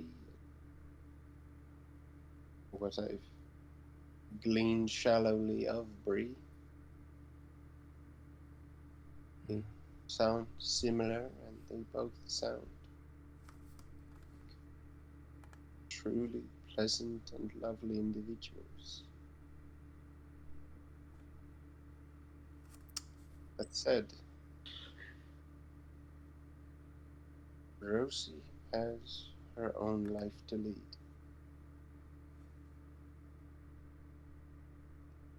I realize that. I can't ask this Rosemary to throw her life away so that I can have Bree again. And even if she were willing to do that, and I know that Bree may not have control over her ability to show up, but I know Bree. She wouldn't want me to do that to Rosemary. Not while Rosemary still has something to live for, something to do, something that's driving you. Yes, I mean, you're adventurers, right? You're looking for the bigger picture. It's what drew Bree to it in the first place. That promise of adventure, the passion, the ability to make a change outside of just living your life. It's what you are all doing together, right? It is. Then I could never ask Rosemary to stay here, but I don't think she should come back. Because I know in my heart that I want nothing more than Bree to spend the rest of her life and the rest of Rosemary's life right here with our children and grandchildren. But it's obvious that the path that took Bree away from me in the first place is not done with her yet. She needs to see this through to the end, and then I think I will be ready for Bree to come back and stay with me. As hard as this may be for her to hear, I need you to tell this to her. Tell her to return here when she is done saving the world, and we can pick up right where we left off. And then Lena just turns and walks back into her house, closing the door ever so slightly.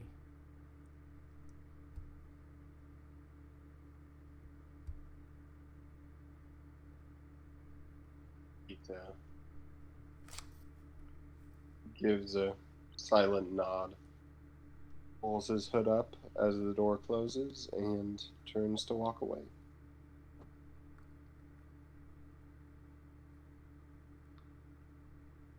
Okay.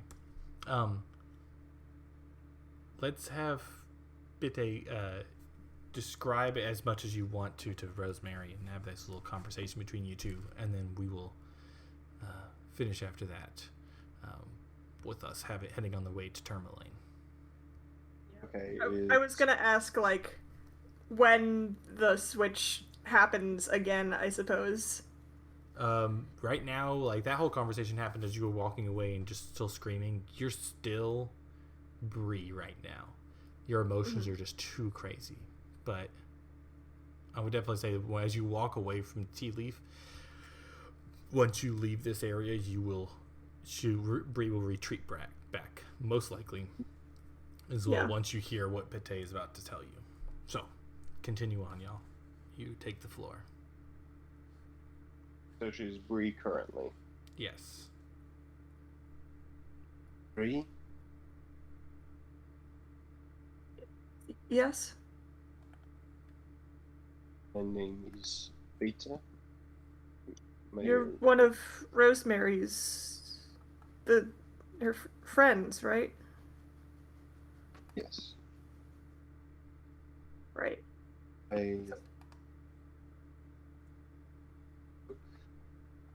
Perhaps an ill-deserved liberty.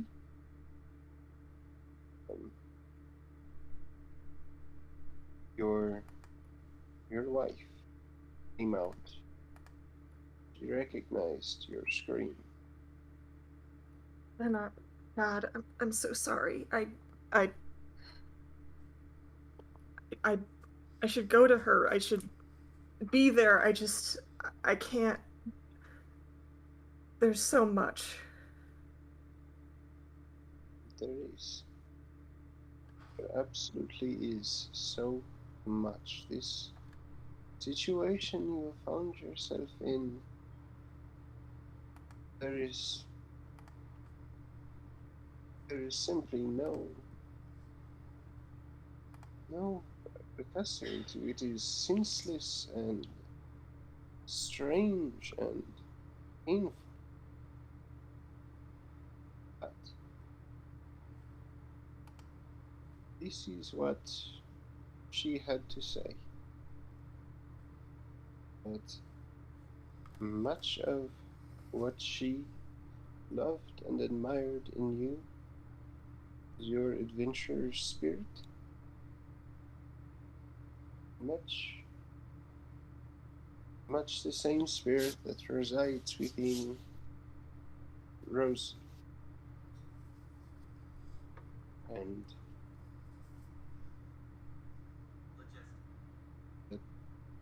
that cannot simply be ignored, taken away, while there is work to be done. But when the work is done, she wants nothing more than for you to return home and watch your children and grandchildren grow into the strong people they were meant to be.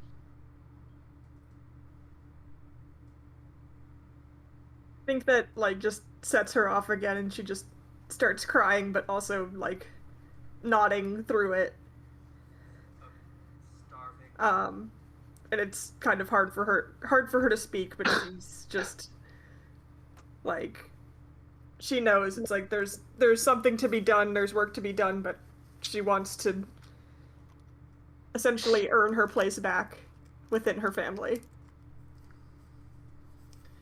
You slowly feel like breathe, slip away. The emotions kind of get easier and easier, and you find yourself back once again as Rosemary.